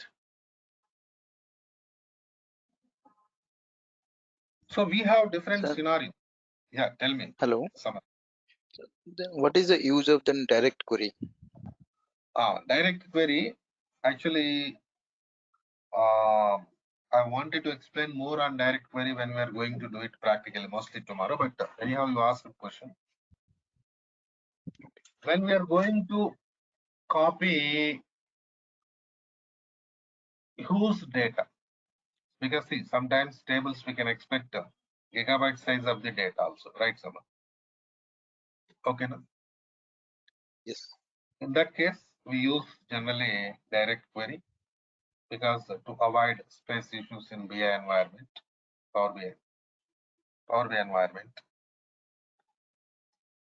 In the same way, from source, you want to get data by writing some query-based data extractions. In these scenarios, we are going to use direct query. Up to 1 GB size of the data, tables, whatever it. Generally, we go for import only. We will not go for direct query. Got my point? Clear? Yes, sir. Yeah. Right. Any questions? Anybody, please? Right.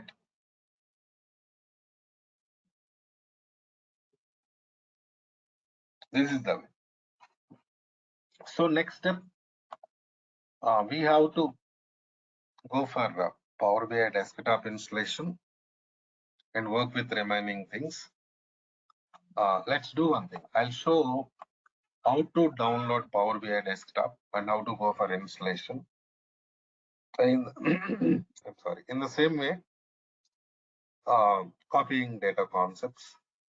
And before going to copy data from the source, we have to create some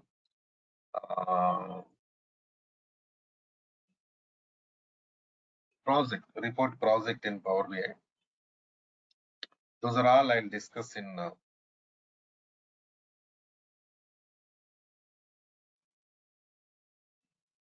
tomorrow's class. Okay. I think tomorrow's class, they're going to change link and contact training team. In the same way, I have tomorrow a morning, question. Can I use? yeah, tell me, Kiran. Only we are using SQL Server only database, or some other database also possible to See, connect to the we Power? can go for a lot of data sources. Once we start Power BI, I can show you. But not only SQL Server, we can work with other data sources also, other databases also. No problem, right? Oh, okay, thank you. Yeah. Thank you. Thank you. Yeah. So that's the point. And tomorrow morning 6, we are going to start SQL fresh batch. Power BI participants can attend if you have free time. You can attend morning 6 o'clock SQL development class also. Okay, na? Contact training team. Right, and see you tomorrow then. Bye bye.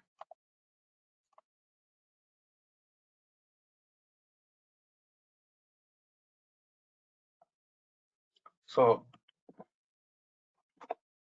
while connecting to SQL server, this is your server name. Copy this server name.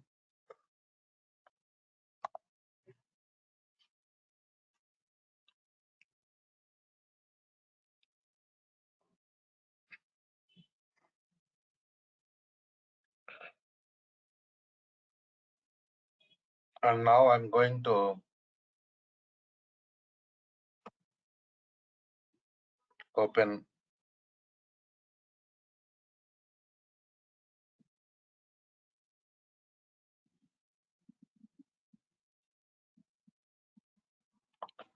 Power BI desktop environment. This is the tool we are using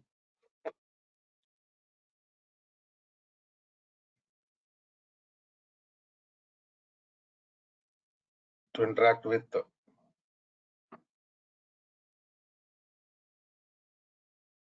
Power BI environment. So we are in the beginning only, so close this window. So actually, today's session was this one, no? To how to download and install all these, correct? That is, Yeah, that we will do. Wait, okay, na? Yeah. So this is the environment.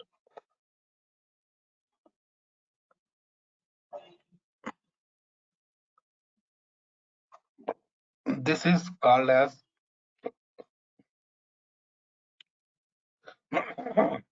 Power BI desktop.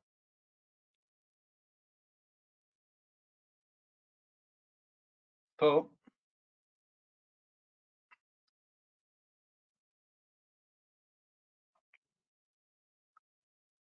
Power BI desktop. Here we have different options. We are going to work with them.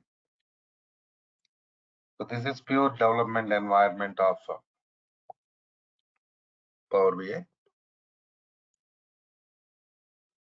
So coming to next scenario.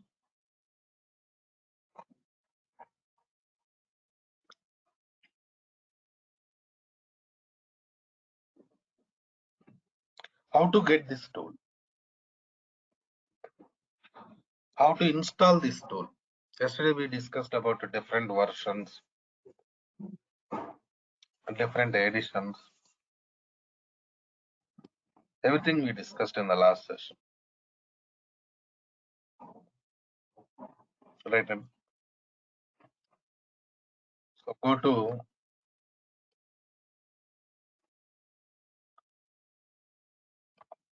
Google website. Here type it as Power BI desktop download.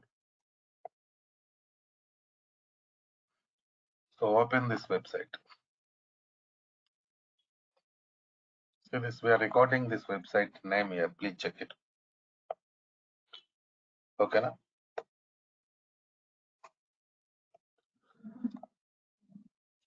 So scroll down here. Go to this.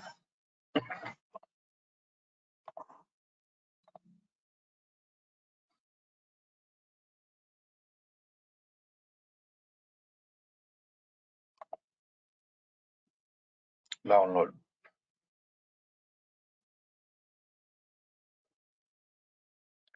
Select 64-bit. Right, Annie? Go to next step.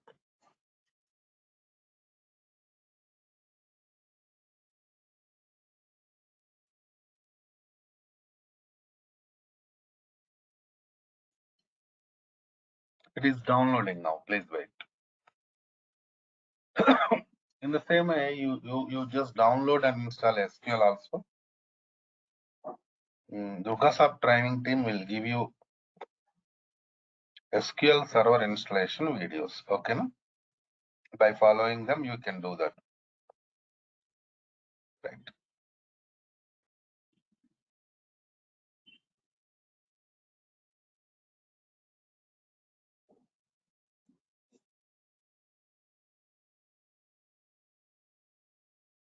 Open this file.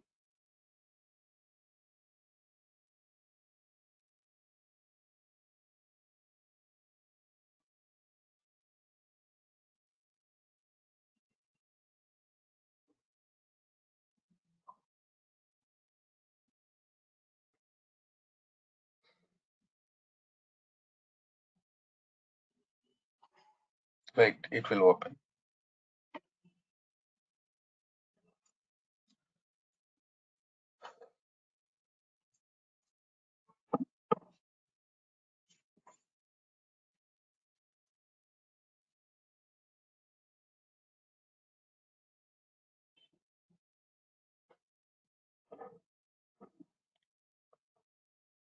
Why it is taking time here?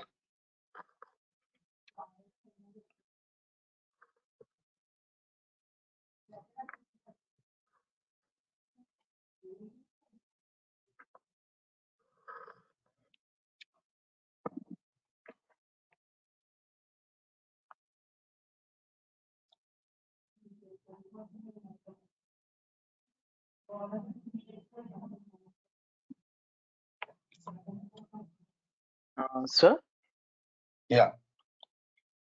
so for the SQL Server, what is the timing for this batch actually? What is the For the SQL Server, so class? what is the timing? Yeah. 4 p.m. now. After some time, new batch will start again. Okay. So we have to come to the new batch only, correct? Hmm. Yeah. Yeah, because I joined today, so it is already many courses over. I think we are doing the join thing, correct? So wanted the new batch. Okay, no problem. Right, why it's not opening? Wait, I'll do it again now. Let's go to, Sure. so downloaded, right? Go to downloads, right?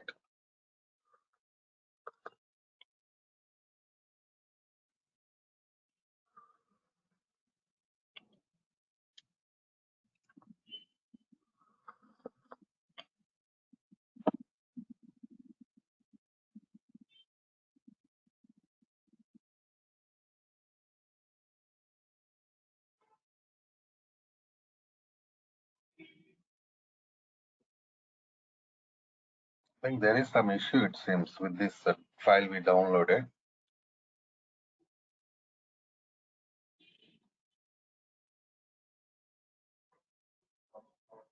Retry is also not working.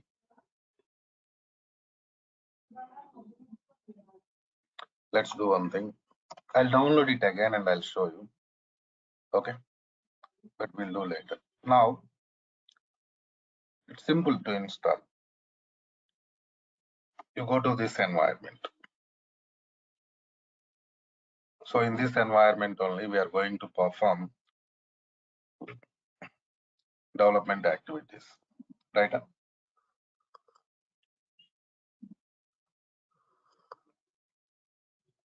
So coming to next scenario.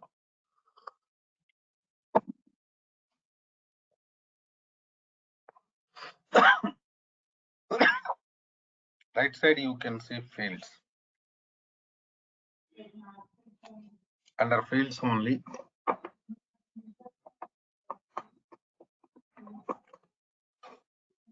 we can work with metadata. We can see metadata. For example, you connected to source and you copied some tables from this source, right? And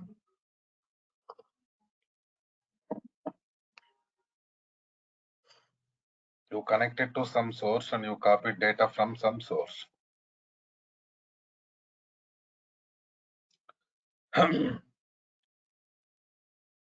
So metadata, you can see here for that table. Metadata means what? Table names, column names, we discussed in the last session, right? Table names, column names comes here. If you come to left side, you can see report view, data view, and model view. Data will come here, right?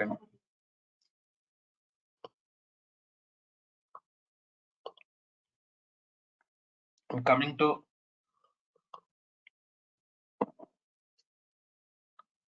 next scenario. In this area, you can create different types of reports. Now here you can see visualizations. These are the different types of visualizations we are using for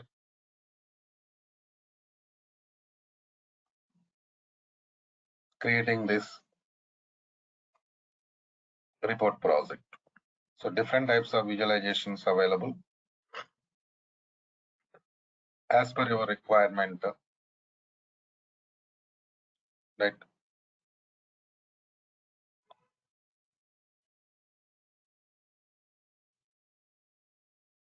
You can work with this. And coming to next scenario.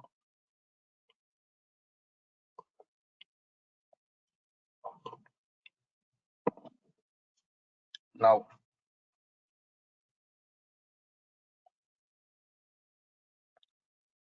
here you can see get data window. If you go to get data window,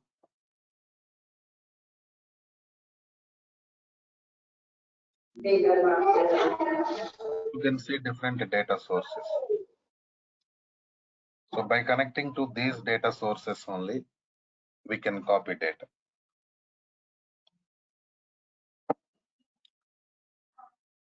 In the same way, before going to copy data from this source,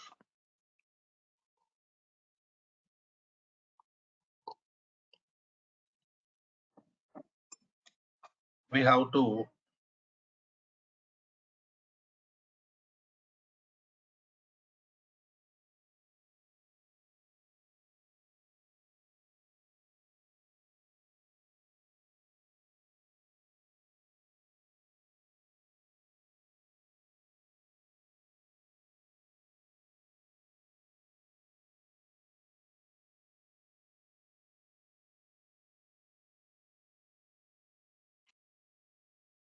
can you hear me now? All of you can hear me? Yes, yeah, we can hear. Right. Before going to copy data from the source, to create a project. So for that, go to File, Save As, provide some project name. You just take some location and provide some project name. Suppose I'm giving project name as 5 p.m. How this file is going to store with .pbix extension. What is the extension of this file is going to get? .pbix is the extension, Power BI file, PBI means. Right, and you just can save button.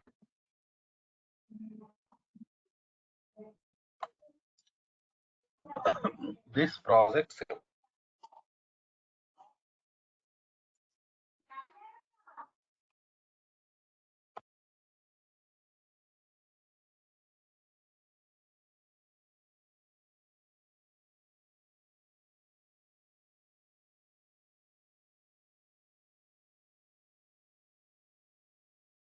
Created here now. Okay. So coming to next scenario. In this project only, we are going to perform different types of activities.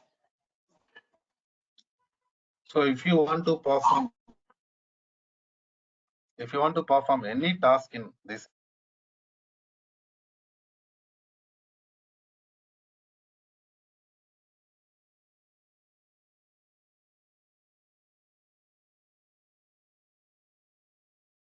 go to get data window, source now SQL Server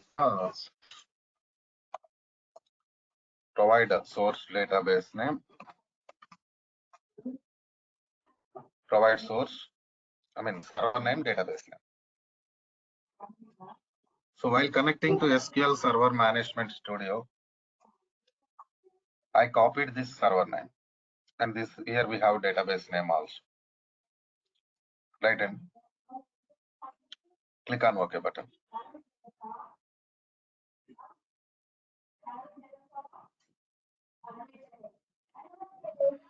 So these are the tables existing in the source. Suppose I'm going to copy EMP table, department 1 tables, load.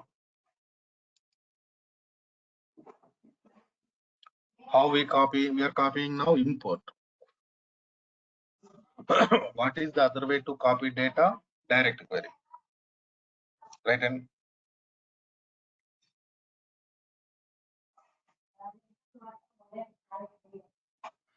you go to suppose employee table, expand it. See, that is the metadata. Okay, no?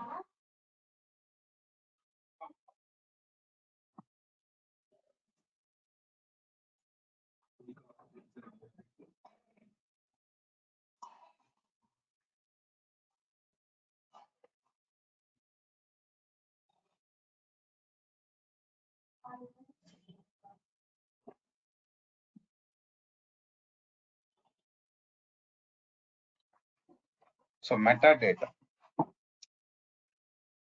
Metadata means what? Structure. Table structure.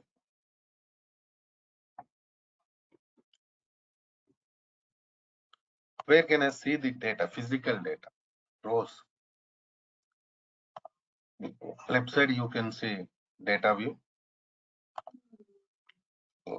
I clicked on employee table, see that it is showing physical data. Right hand. Metadata, physical data.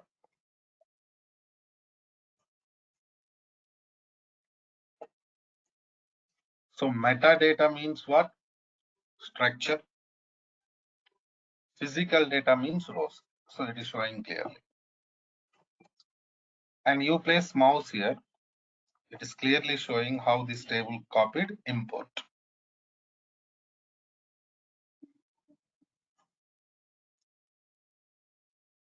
By using import only, this table copied. Right hand.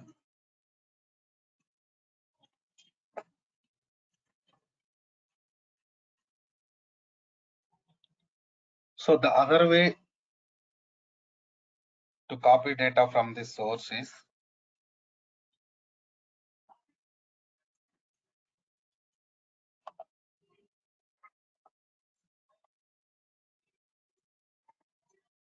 direct query.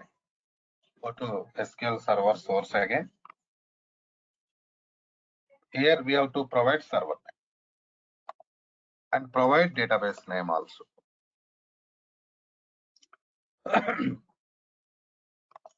Direct query this time I'm using. Previously we worked with import. Now we are working with the direct query. Expand it. Here you can write query. Select statement.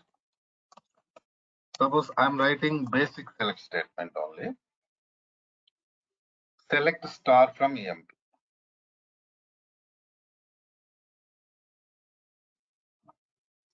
So that is retrieving data from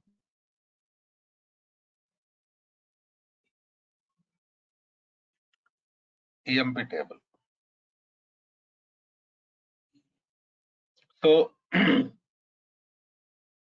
I'm going to retrieve data from EMP table.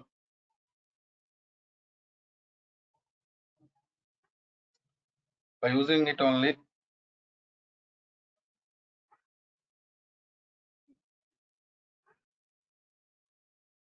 I'm going to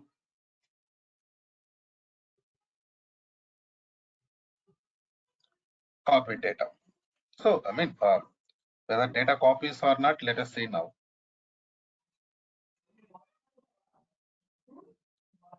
So click on OK button.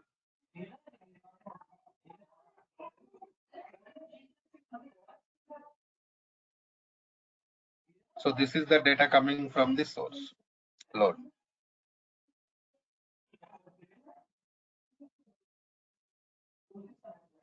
So now we are getting this table name as query 1. We can rename it. No problem. Okay, na? Right. Let's complete this copy. Okay.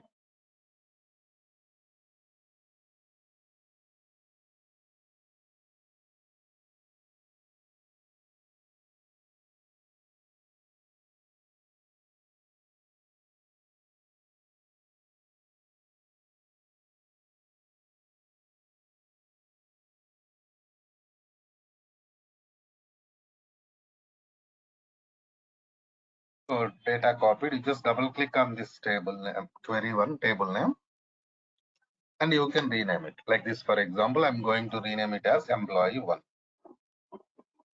Expand it. See, you can see structure.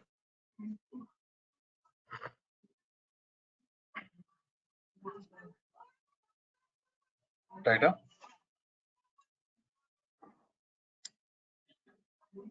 You can see the structure.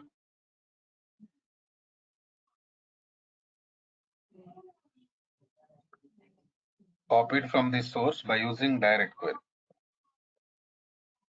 Finally,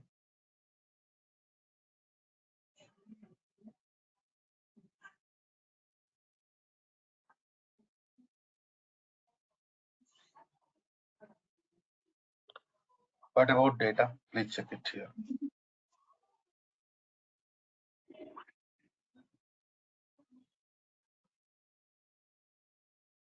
See that data is not there. It is not showing data. Even there is some message also. Check it.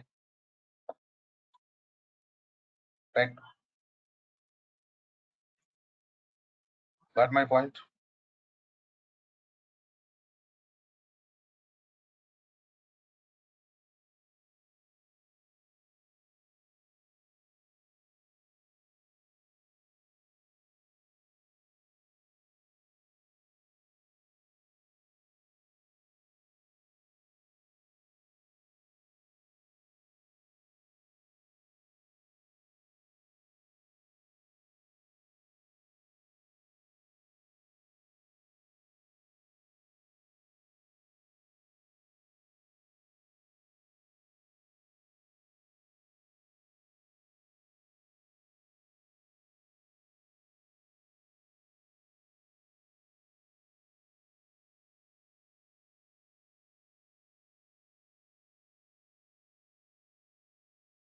So clear scenarios here we have examples, practical examples we have,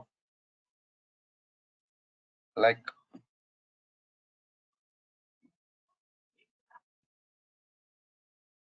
what is the difference between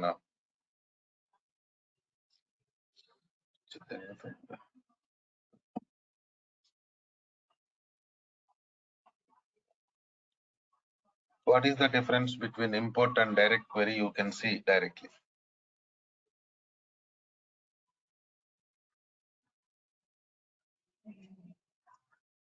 In the So same then way, what is the use of the direct query then? direct query data will be there in the source only structure copied, right?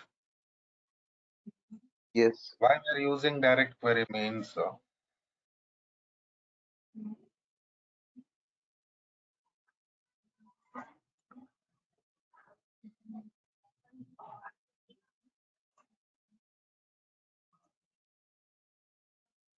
storage. Generally up to 1 GB size of the data,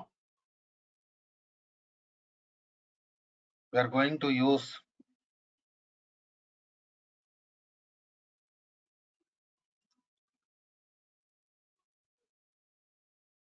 import. If size is more than that, we are going to work with the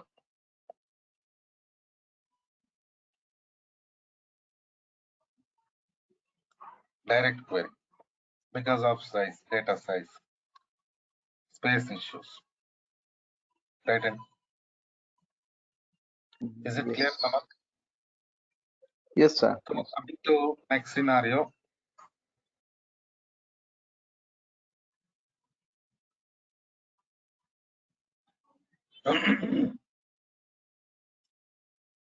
Let's go and copy data from other data sources. Just SQL Server, we copied data now. Not only SQL Server, we have other data sources also. Now let's copy data from other sources. Let's go to Excel files. And let us see how to copy data from Excel file.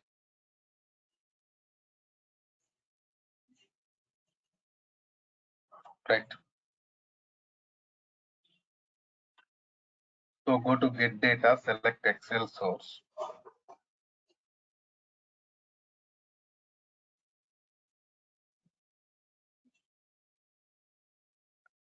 So here we have some file, Excel file.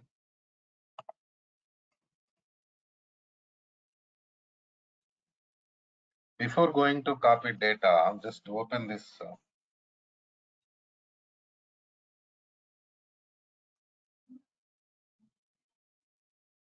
file. This is basically file system.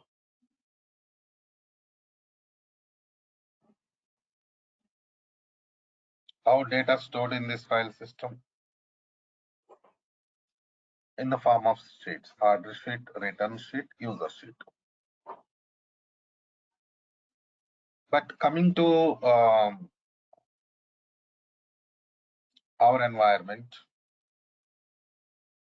Power BI. Again, data is going to store in the form of table only. The only way we can store data in SQL in Power BI environment is table, and there is no other facility. So we have to create table. After creating table only, we can store data. Right. So now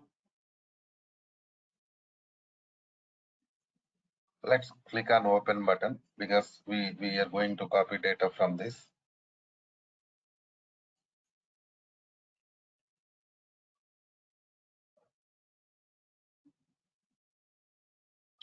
Right.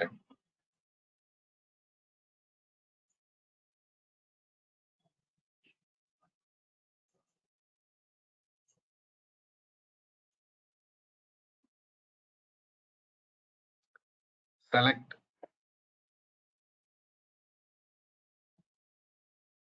like this and load.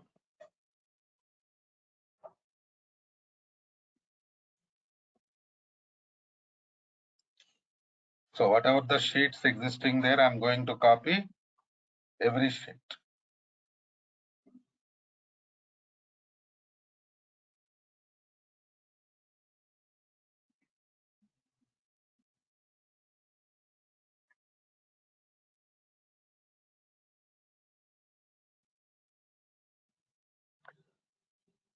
See this.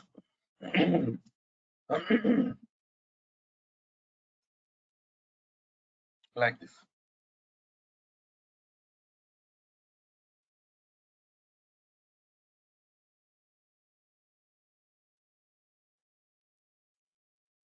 Okay, now? But see, while copying data from this file, it was not asking for anything like what we call like import or direct query. Not asked. So now my question is how you copy it? By using import or direct query, how you copied it? That's what the question now. You just place mouse here. How it is copied? Import. Import only. That means direct query works for only databases. We cannot use direct query for file system. So that is what the scenario. Okay, now. So coming to next step, how to copy data from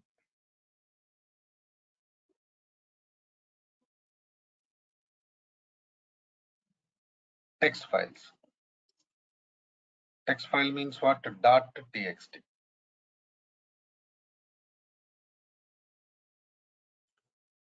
So let's go to get data window. Text file. So here is the file csvmp. Right click and open.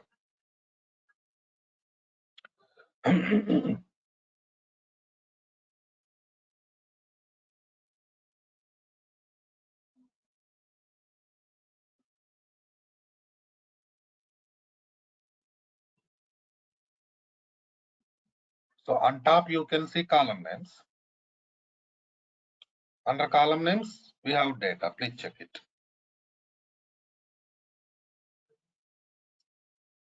Right, Annie?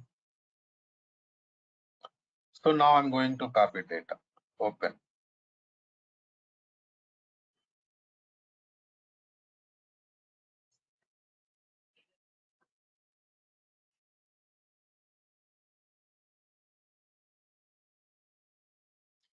Load.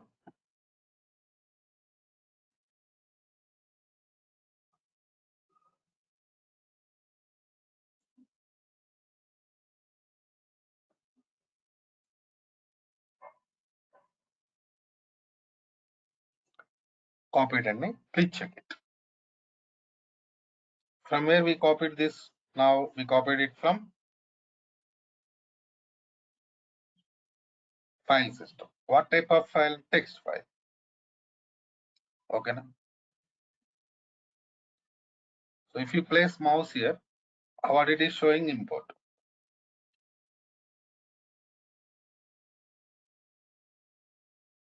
By using import only, it is copied. So this is the way.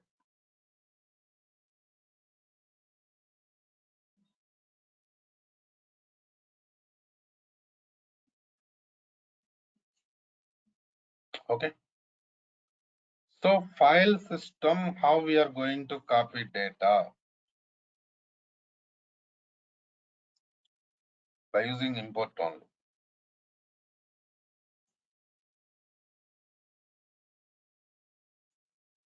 Coming to databases,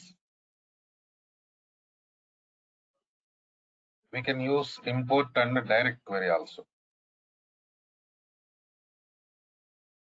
Right? You can go to import to data and direct query when you are copying data from the databases.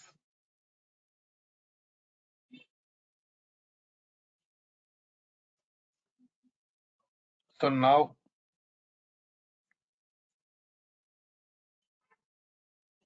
even see, after copying data,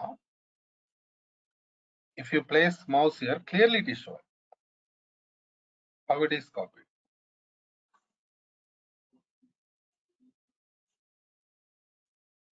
Right? And so this is overall scenario. Of course, still we have to copy data from some more scenarios, but you have to practice these things. And in the same way,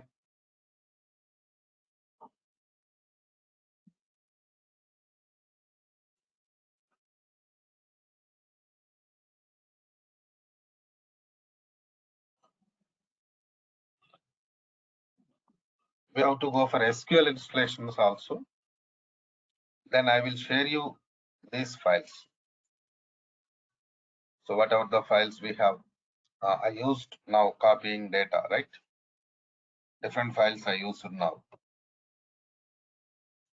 Even I'm going to share you those files. So by using those files, you can copy data. Right. So Vaibhav, you are actually enrolled for 7 p.m. class, right? 7 p.m. Vaibhav is there. 7 p.m. or Yes. 7 a.m. Yeah, What 7 a.m. But but I have a office timing at 7 a.m. So I'm not able to join properly the class at 7 a.m. So I want to switch to 5 p.m. 5 p.m. What about 7 p.m.? 7 p.m. works for you? 7 p.m. in the evening, right? Mm-hmm. Yeah, that is also fine. Sorry. Okay. Right now. Right. Let's do one thing. Let's work with these scenarios in tomorrow's class. Okay. Right. Yeah. Okay, sir. Okay. And one more request to all of you. Some of your numbers are not working. Better you please contact training team. Here I'm typing my mail ID. If you really wants to continue this training, enroll with them, because the problem is you're not getting access to videos or anything, right? Yes. So wait, I'm giving you a number here. 720 721 2427. This is the number 720 721 2427. That is the number. Please copy that number and contact training team, because they're going to share videos, everything to participants and materials, and these files also, practical files also. And even practice databases also they are going to share. Okay, na? Right. Okay then. Bye. Okay. Bye, sir. Bye.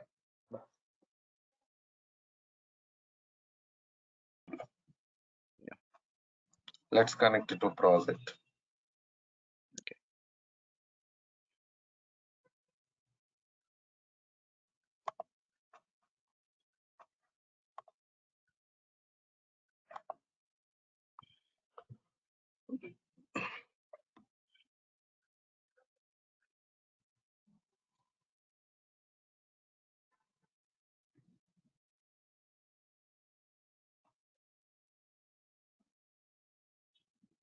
So this is the project we created yesterday.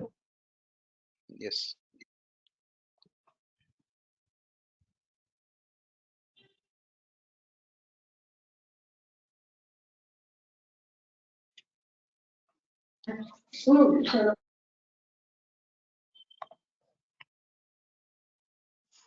So in this project, we copied data from different tables and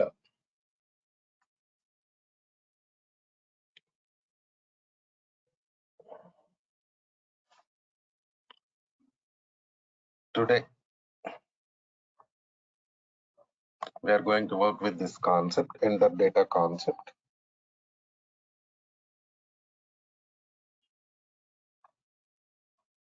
So enter data means like this directly you can go for input data. Suppose ID, e-name, salary, like this.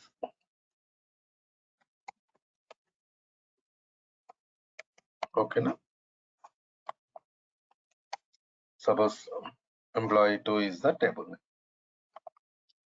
So we are not copying data from any source. Directly we are creating table here only and we are going for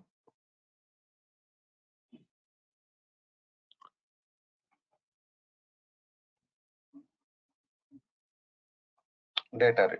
See this. So if you want to check the data, what to do? Go to data view, left side. See this.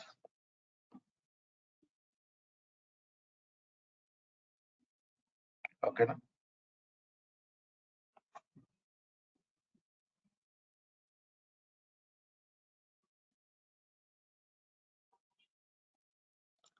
So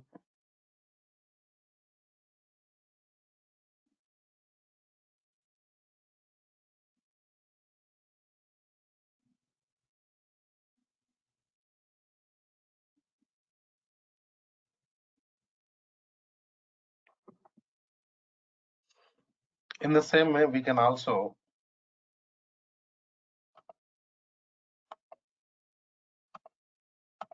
copy data from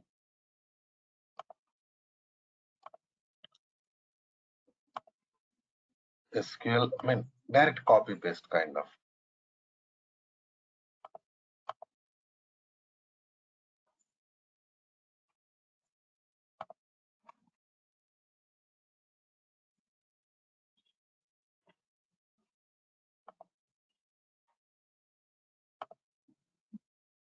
You select database here.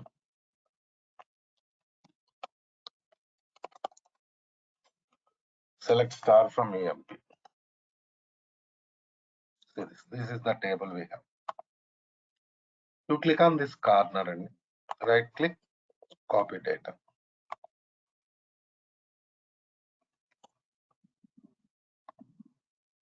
Okay. Now? You can go to this environment. Here, go to home tab, enter data. Right click and paste.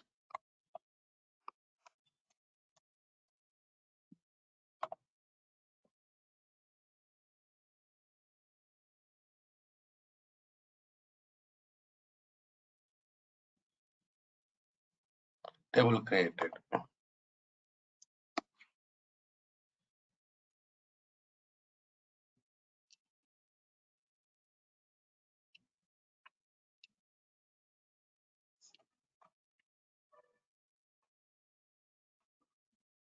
Okay. Even like this also, we can do this scenario. Right. And so find out the difference, what we are doing here and how we are copying data from different sources to Power BI environment.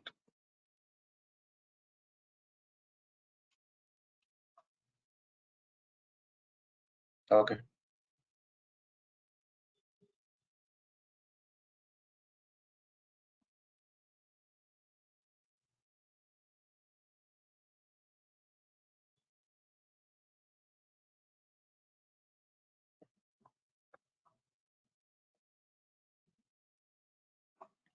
So this is the way like how we copy from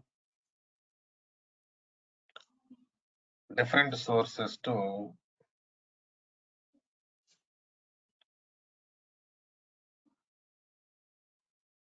Power BI. In the same way, now we have to discuss about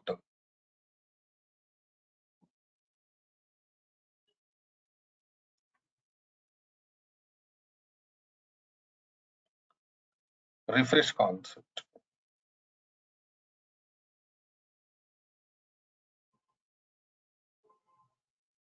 So how to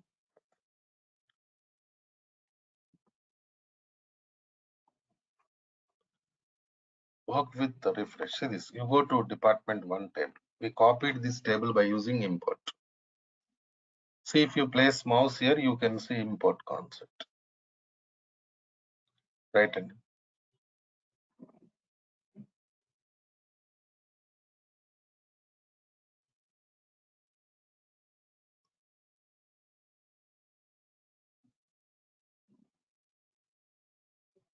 so now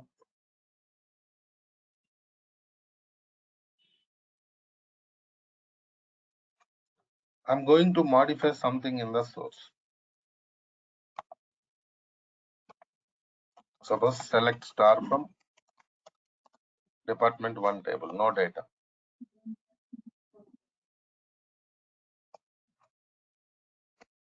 I'm going to insert data into department 1 table.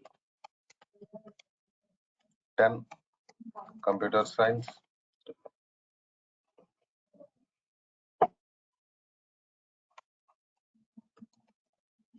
Hyderabad. So this row inserted into table. That means table modified in the source, right? And okay, now please check. So now this modification copied from source to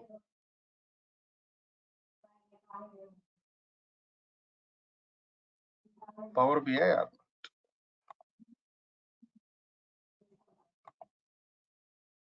change the tables and check it.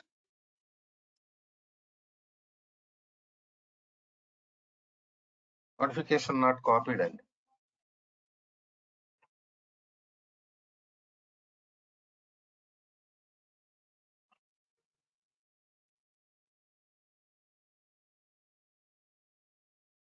so now I want to copy this modification from source to Power BI.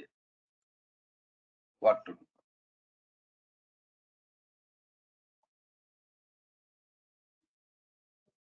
That my point, right? Here we have refresh button only. Just click on refresh. See, refresh is used to copy data from source to Power BI. Refresh we use it only for what? Import. Direct query, no need to use import.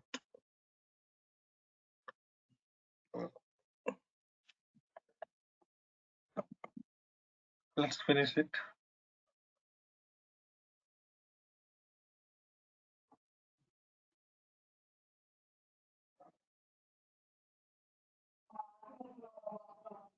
See this, copied or not?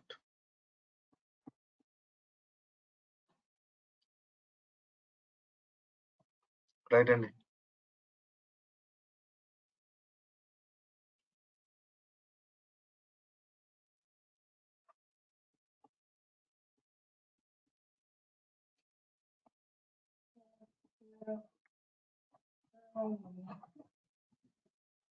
modification copy. That is refresh option. So these are the ways, different ways to copy data from different data sources to Power BI. In the same way, how to copy modifications from source to Power BI. These are all different things. And coming to next scenario, after finishing copy data,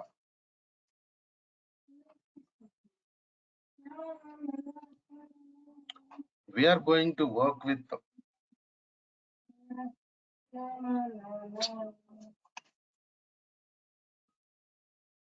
transformations, how to transform data. Let's go to this window, transform data window. Right, and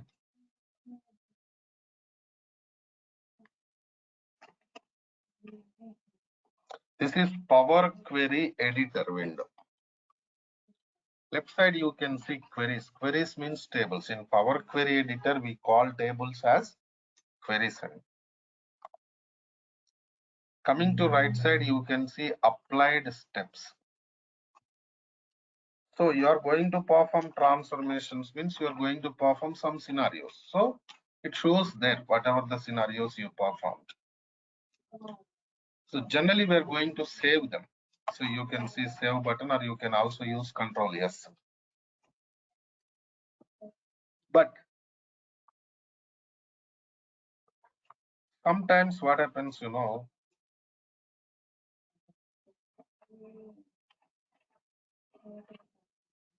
we can cancel.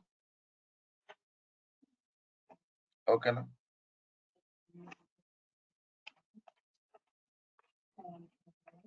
We can cancel.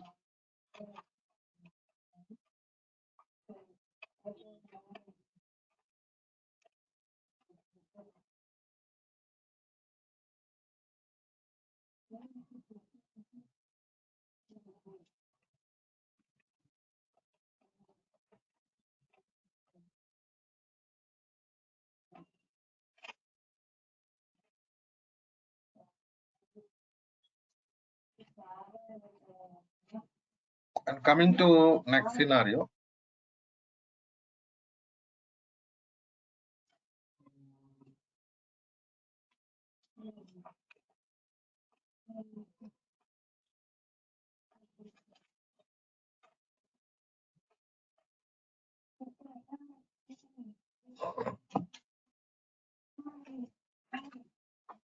let's start with, and here in this training, I'm not going to save the steps. I'm going to perform this step, and then I'm going to cancel. But in real time, we are not going to cancel. Every step maximum we are going to save. Okay, now practice purpose, I'm going to.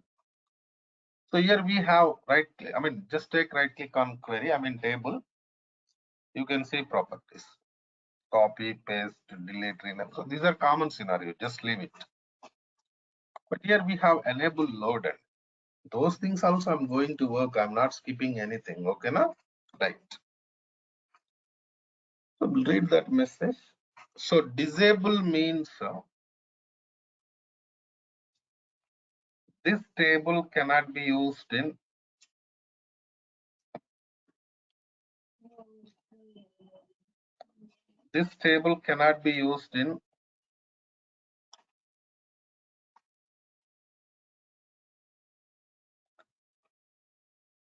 report creation.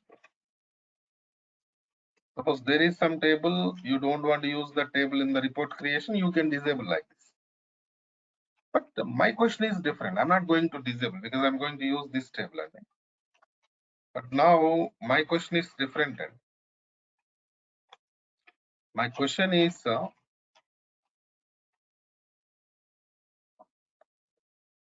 if you don't want to use the table, why you are copying the table? You just stop copying table, right? And that's my point, right?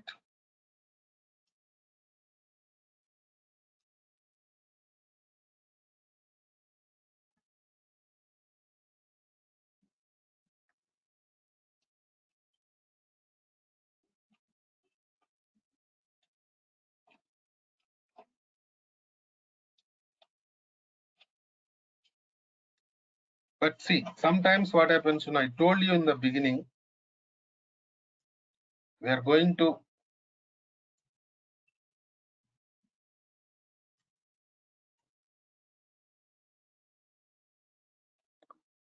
create relationships between tables.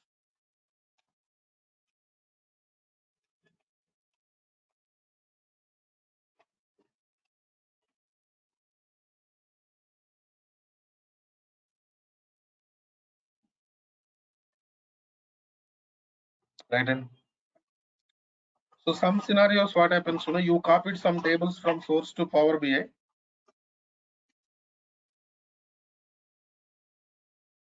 You want to create relationships between tables.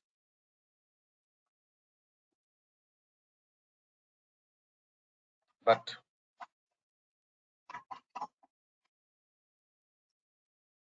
you're not going to use the table in the report creation. Then we are going to disable like this. Otherwise, we are not going to disable. Okay, na? Right. Coming to next step, see.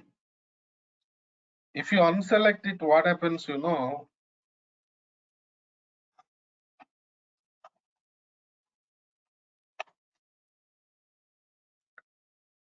this table will not be included in refresh. You just unselect it and click on refresh button.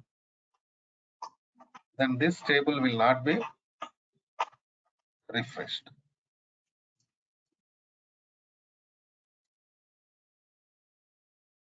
Right? And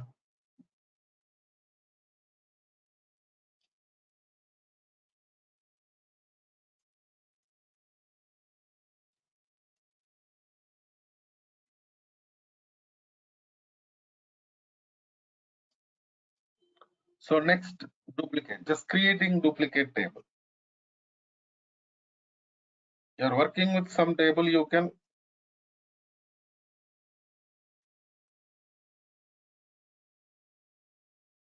create duplicate. See, this duplicate table is created. Now I will show how to delete it. See. Okay. Now.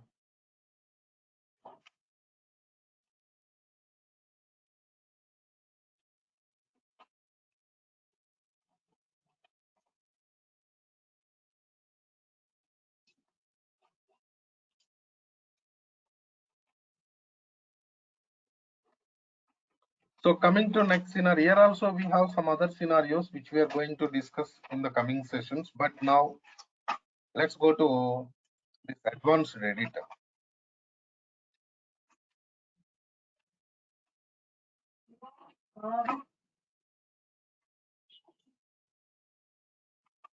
See that this advanced editor is showing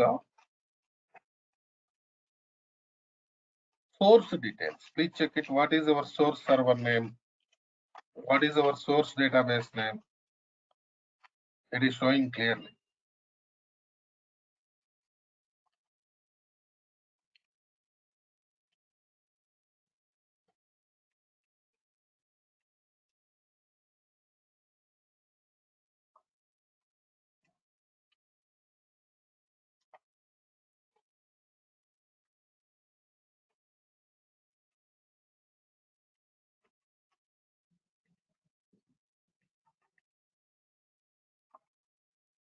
This is what the scenario.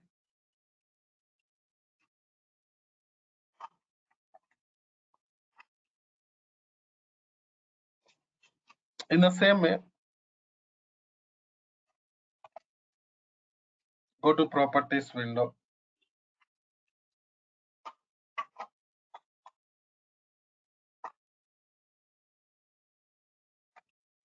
What it is showing?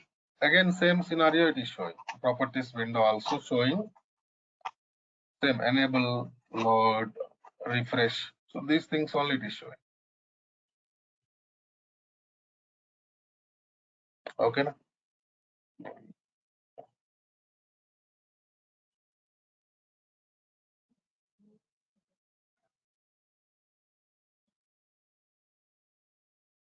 So this is what the scenario.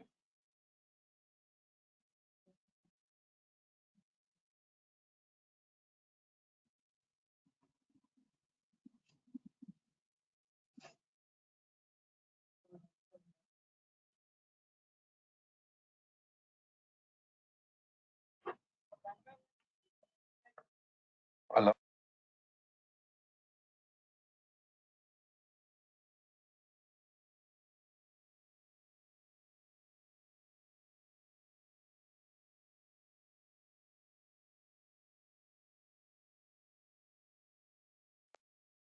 Right.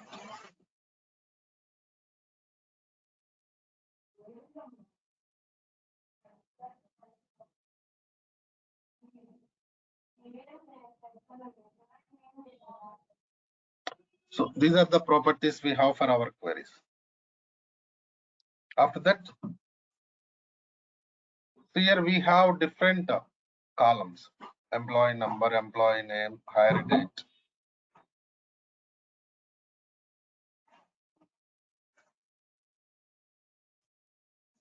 Okay, now.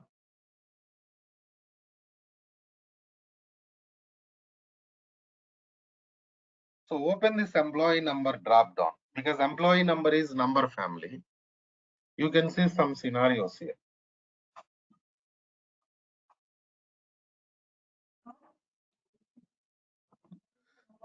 Data selection 7369 or 77886.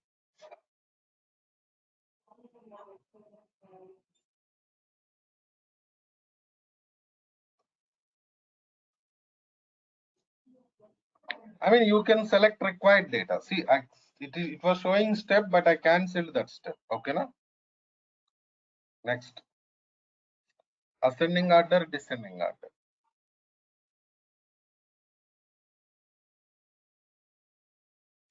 So what happens? Sort.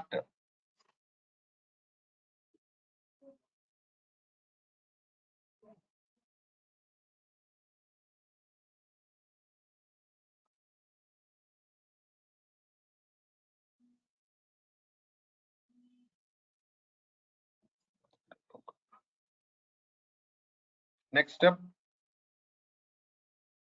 remove empty.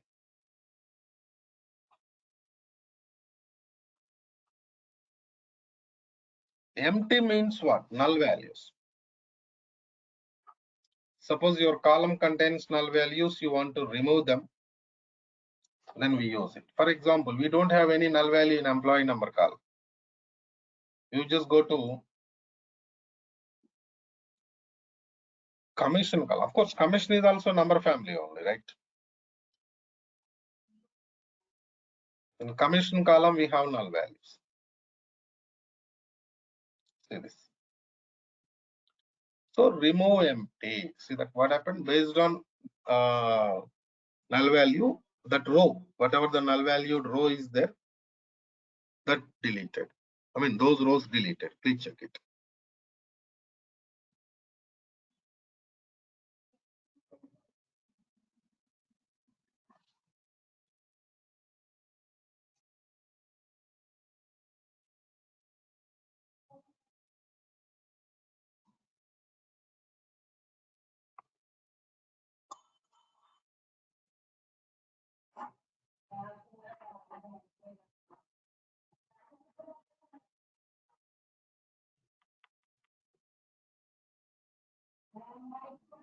So next, go to number filters.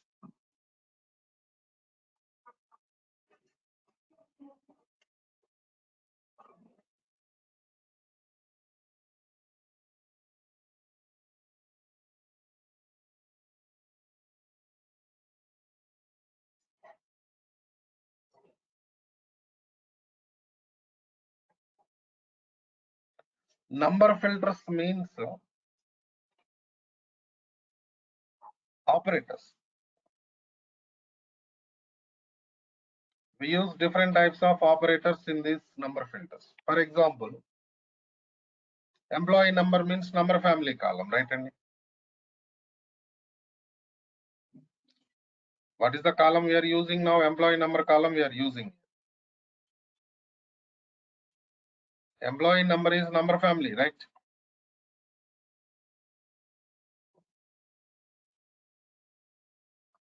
Suppose employee number equal to 7369.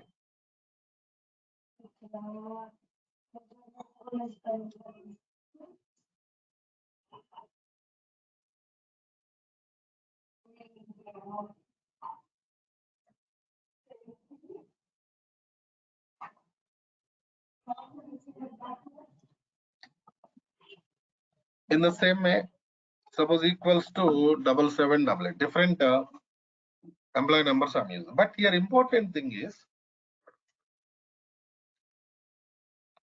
there are some operators and operator or operator.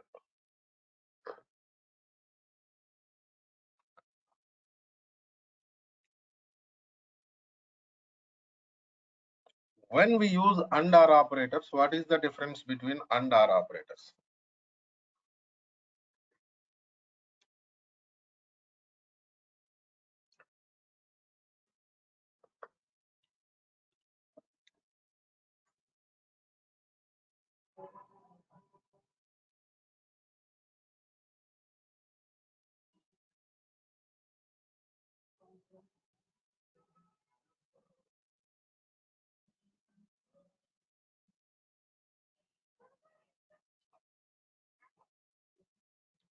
See, we use and or operators when we are working with multiple conditions in the query.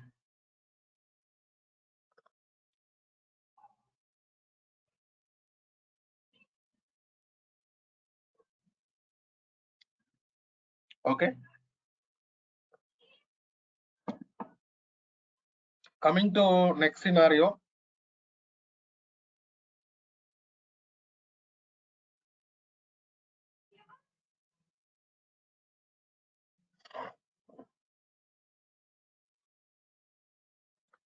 And operator means every condition must be satisfied. Suppose you have different conditions there. Please check it. Right, and you have different conditions there. Please check. And you separated them by using and operator, right? And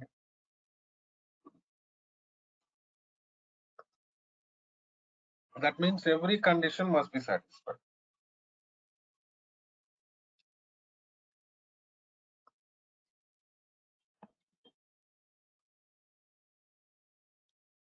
Or operator means if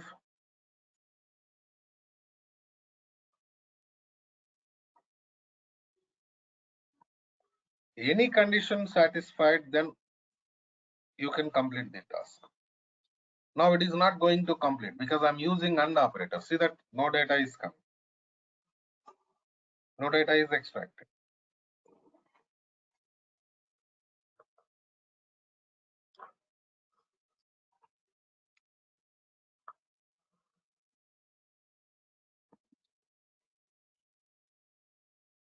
Let's do one thing. Here you can see the step applied. You open this step like this. Go for R operator. See this, now it is working.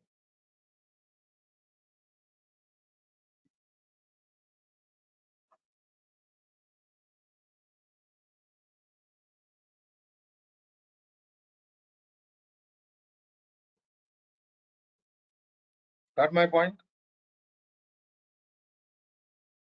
So when we are working with multiple conditions in the same scenario, we use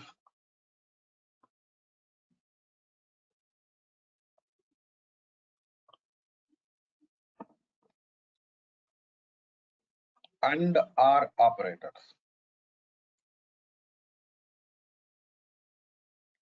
AND operator means every condition must be satisfied.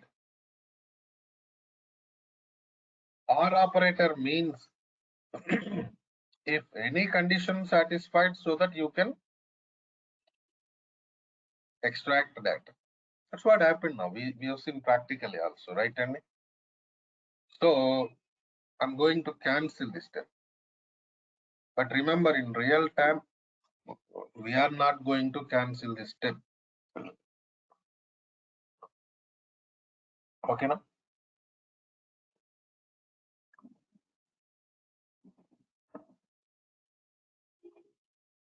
So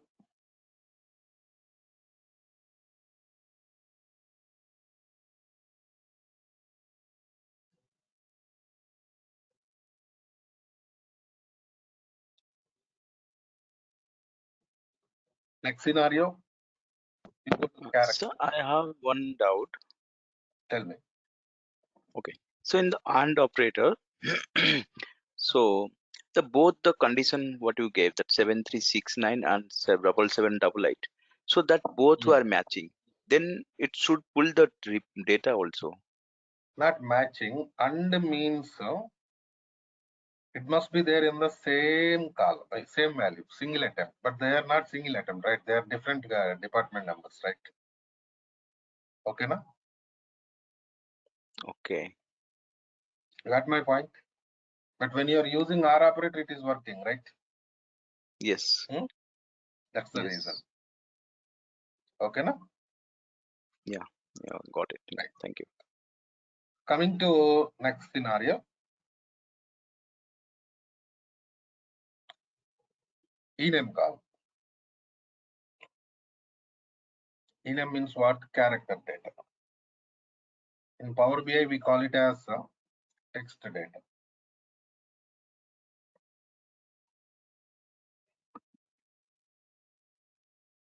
Open this drop down window.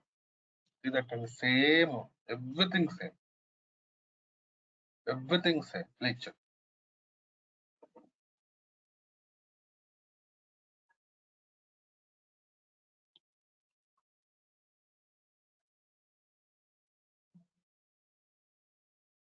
But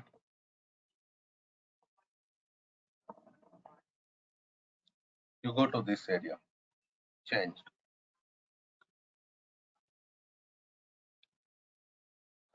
Because based on data type, what's happening here?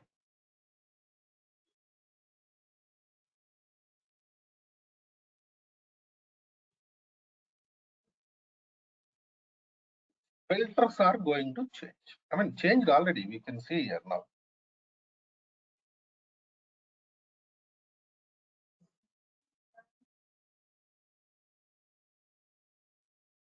So begins with, suppose ename begins with yes and suppose contains P. See this and operator I'm using. So means every condition satisfied there. Started with yes, contains T. Please check it. Right hand.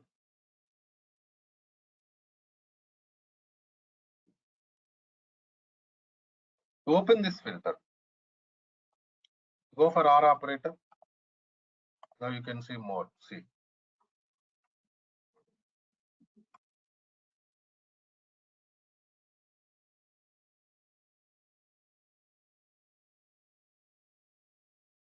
That is what the scenario.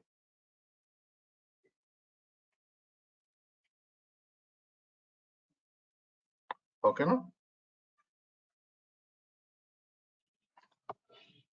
And in the same way, higher date time data. Because see here we are working with the different types of data. Right now it is date time. Everything is same, but filters changed. Only year, only quarter. Suppose quarter one related data. How many quarters there per year? Any idea, please? Anybody? How many quarters per year? 4 quarters. 4 quarters. In the same way, cancel this step and go to month. Suppose I need only June month data. Please check it.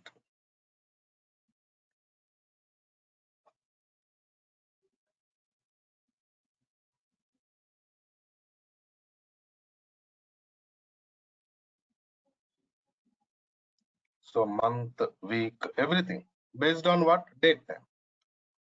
So these are the scenarios. In the same way, you can see your column names and these are row numbers. What are these things? Row numbers. Remember this point also. Okay. Na? So based on column name, based on row number, also we are going to perform some transformations that we will see in tomorrow's class. Practice these things for today. And coming to next scenario, Samar and Ashish, you connect to 7 a.m. class. Tomorrow morning, 7 o'clock class. You don't need to Yes, sir. connect to 5 p.m. Okay, na? And we Okay. will Yes, give sir. you access to 7 a.m. class recordings also. I think this guy already got access, Ashish. Samar, Yes, you'll sir. get it.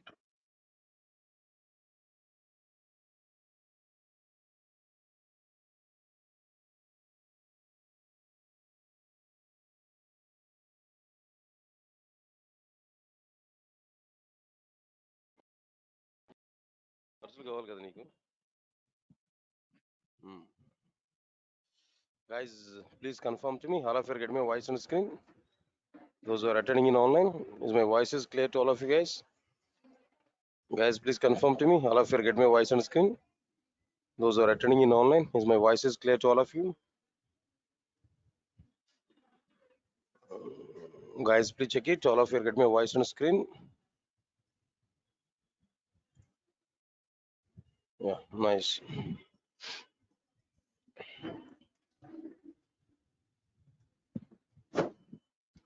all right good morning guys and just give clarity for me how many of you are attending both the sessions like 7 to 8:30 and 8:30 to 10 almost all of you nice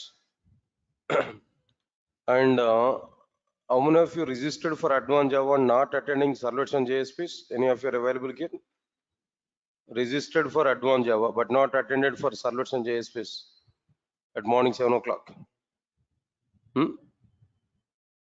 okay fine right I'll talk it separately so people are taking advantages from videos actually at least courses startup days also you have to come at least first 1 week of time then if you come at offline there I can see how many members are coming there really you are not aware about it almost all the registrations for this class these frameworks advanced Java with frameworks and basic pack complete Java package and all almost all nearly more than 250 members maybe 60 or 70 members are sitting now in front of me at least first 10 days of time basic classes is a course start of spring framework if you come to the offline classes no then it will be good thing then for core Java evening we made a call to the students no then I got the responses what there completely we are depending on videos or every day video is coming so we are attending that through that videos no maybe tomorrow or day of tomorrow for this batch also our admin people will call them why people are not attending there no?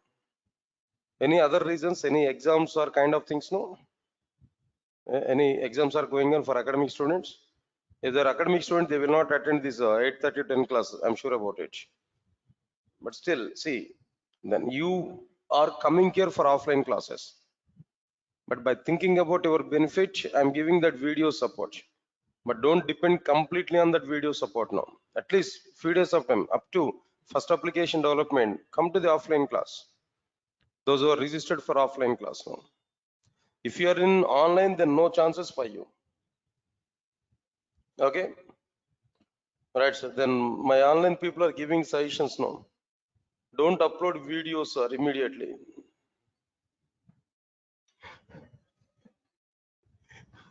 Right, sir.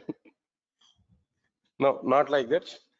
Then anyway, then once you are committed for the service, no, then max level we are trying to give that service there, but don't depending on it.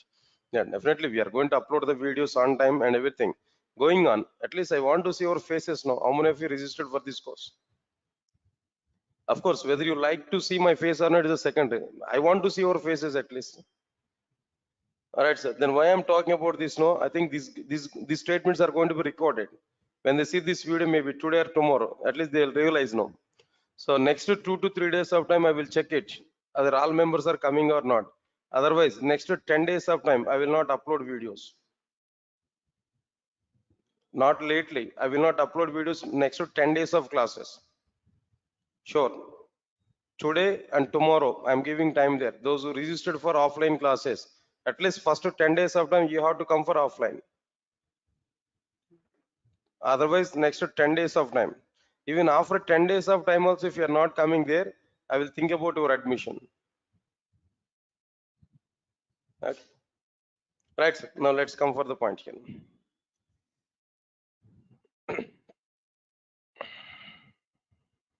Okay, fine. Now see this, then what we completed there in the last session, or exactly the content here we discussed it there in the last session. The topics are introduction classes only, just about to introduce the frameworks. What's the requirement of it? Then that part we started there. So we are going to understand effectively the content. Spring Boot microservices in our resume, then you'll be selected immediately. It's a matter of weeks of time, 1 or 2 weeks of time to get selected in a company. Damn sure. But again, I'm telling there, even I can start directly Spring Boot, but complete awareness you will not get. Because of that reason, I'm telling to you, even if anybody else in outside also saying that, why you're learning this entire Spring, better to go for Spring Boot microservices now.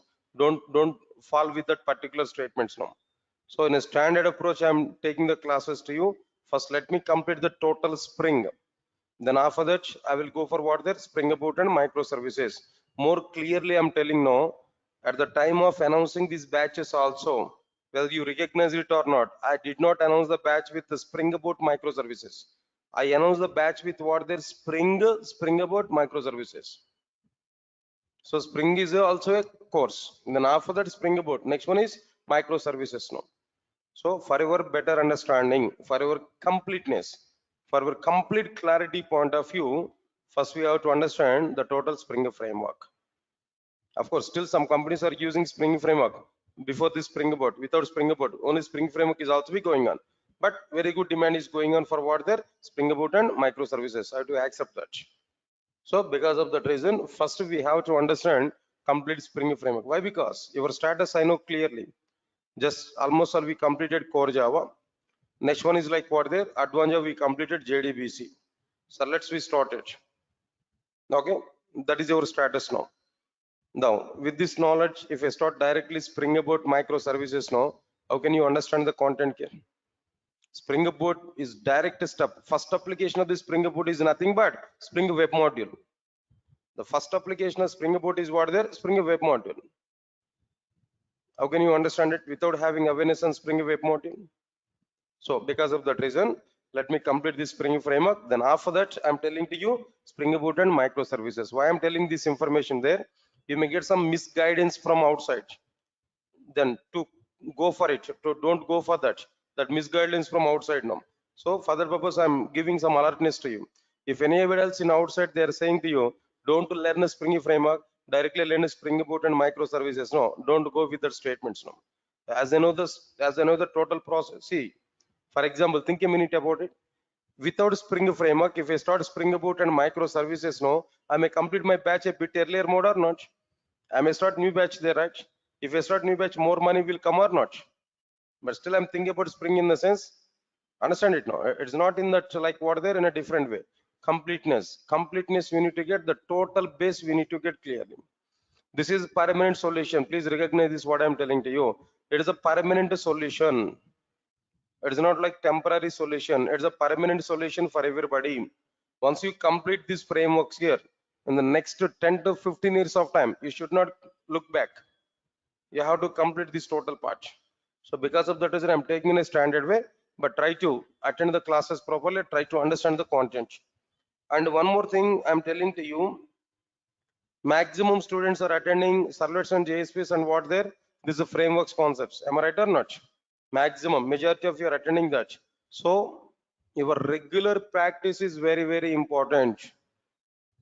In core Java, you might be neglected the regular study.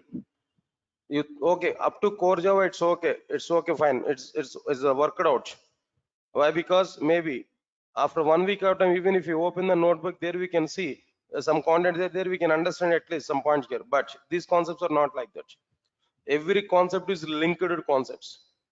Today, for example, if I discuss X now, tomorrow Y I'm going to discuss there. Definitely Y is depending on X. If you miss X, you will not understand Y. If you are not understanding X and Y, then there is no chance to understand Z.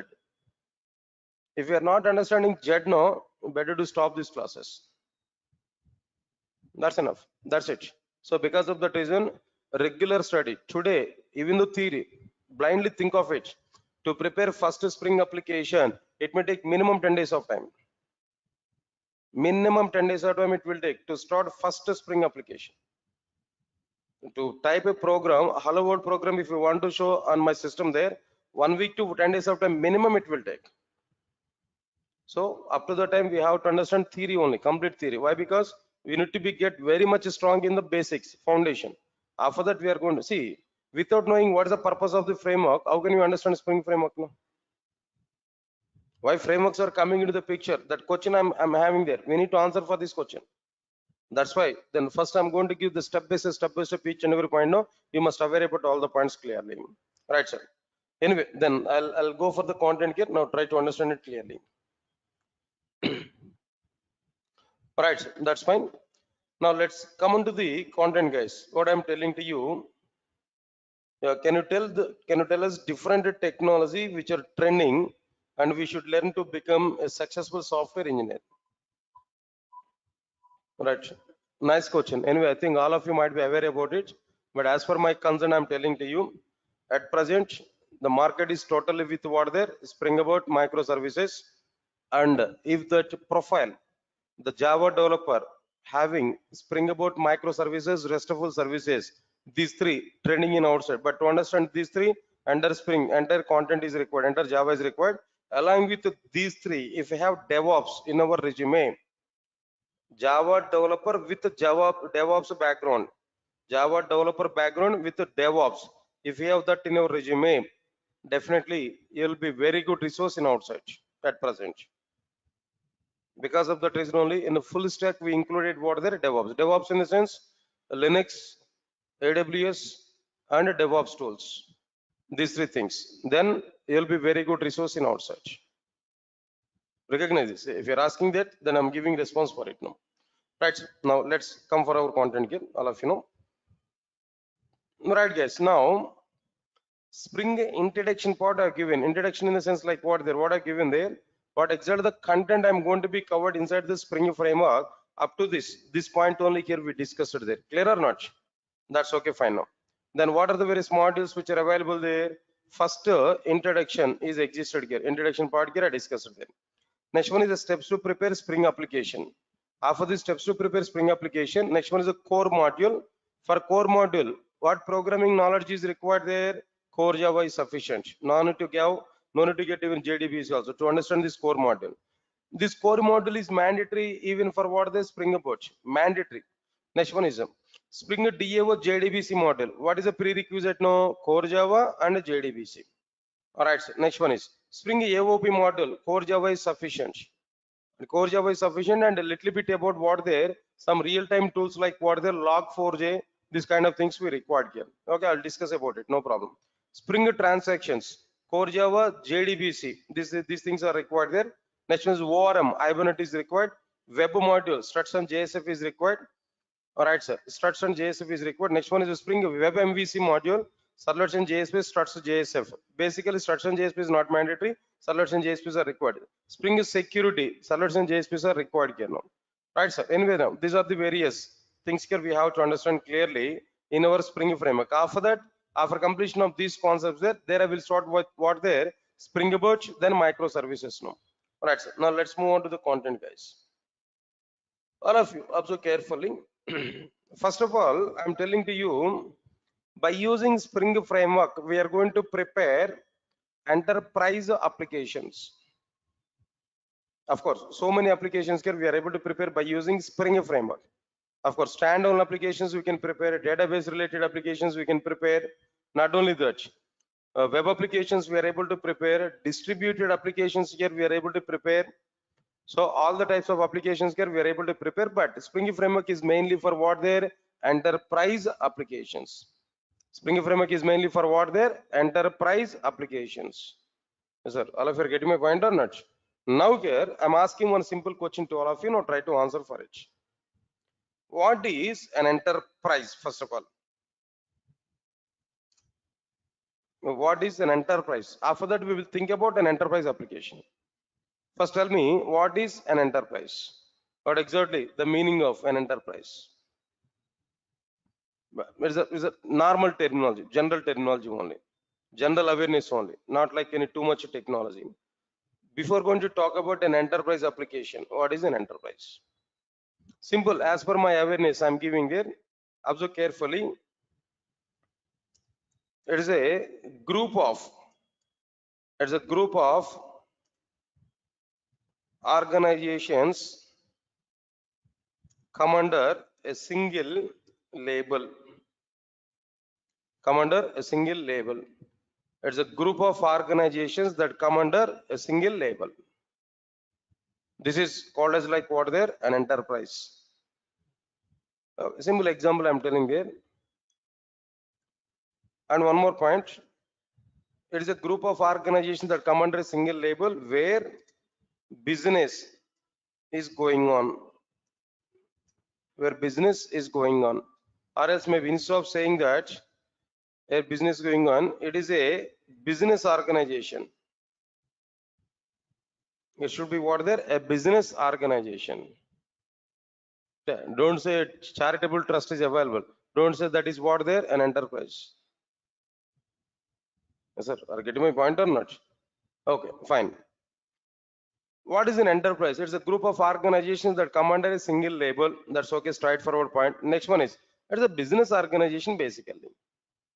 It's a what there? Business organization, where business must be transferred. Business must be transformed. Business must be existed. I can take some examples now. Try to answer for it. For example, a roadside pachari shop is available. A roadside saloon shop is available. Can I say that saloon shop is an enterprise? There also be businesses going on. If you go there, maybe if you put some money, some services they're able to provide. There also be businesses going on. Money is transferred from one hand to another hand. Can I say it is an enterprise? No, leave it. That is low level, middle range. I am telling there. Durga Software Solutions. Can I say it is an enterprise? Can I say is that Durga Soft is an enterprise? No. Still no. I cannot say it is an enterprise. No. Here also the business is going on. I'm not saying Durga Soft is a charitable trust. I'm not giving any overarching kind of statements. No. We are giving services, very good. No. Very good services to the students. Genuine sir. No, it's not like that. Students are paying the money and Durga Soft is giving services. Definitely, we are not allowing any other student without payment. Do you think about it? Durga Soft is a charitable trust? Never. Don't think like that. Definitely, business is going on. But still, it is not an enterprise. Still, it is not an enterprise. Right, sir. Next one is like what there? What is that another one here? For example, Reliance Group of Industries, Tata companies, Tata, the name Tata, Reliance Group of organizations. Nowadays maybe Adani Group of organizations. We can say all these are like what their enterprises. Yes, sir. All of you get my point? We can say all these are like what their enterprises. Yes, what is the difference? Example. Of course, the Reliance people are nowadays starting their own saloon shops. I think already in Mumbai they were available. In Hyderabad, maybe they just started. Reliance people have started their saloon shops. That's okay. But because of that reason, I'm not saying that Reliance is what there is an enterprise now. But I'll give some points here. If we take a Tata group of organizations, what we have there now, what exactly the sub companies are available inside this Tata under the label Tata, what are the various branches are available, what are the various verticals are available, can you tell me? Right from salt to steel, right from salt to steel, so many domains are available for Tata. Example, Tata Salt, Tata Insurance, Tata Steel, then Tata Mobiles maybe, communication, Docomo or something else no previously. Then apart from that, what next one can know? Apart from this, no, TCS, best example, Tata Consultancy Services, Software Wing, TCS. Like this, so many, yeah, best example is like what the nowadays, Tata Motors is available. Do you know the Tata group of industries, they have taken over one very good cars brand. What is that cars brand there? Jaguar, right? Jaguar or any other one? Jaguar. Then the Tata people have captured that. Understand it here? Okay, fine. Now, anyway, then like this, so many branches are available, but all these branches are running under a single label. So we can treat it is like what there as an enterprise. Leave this one. Reliance group of industries nowadays. What they're having there no Reliance group of industries, then what they're having there no there also be number of things, number of sectors, especially they're mainly they are in what their oil supply, right? Gas supply, Reliance gas, that is one other one. Next one is what there apart from that, Geo marts nowadays and communication Geo, right? Next one is what there Reliance electronics. Am I right or not? Retail, right? Retail shops. Then apart from that, now they have taken steps in saloon shops also.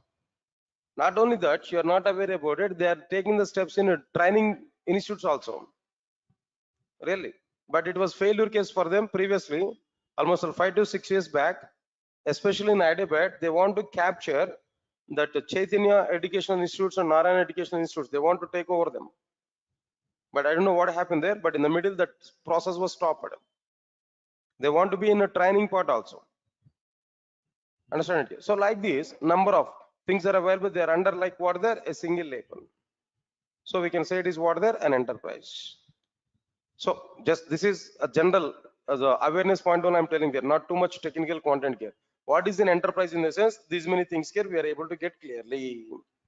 Right, so that's okay, fine. This is the meaning of like what there an enterprise. All of you are getting clarity. What is the meaning of an enterprise? Can know? All right, sir. Now tell me, Durga Soft is an enterprise or not? No, not at all. Durga Soft is not an enterprise. Why? Because Durga Soft is not having any other domain. Durga Soft is in what there a training and a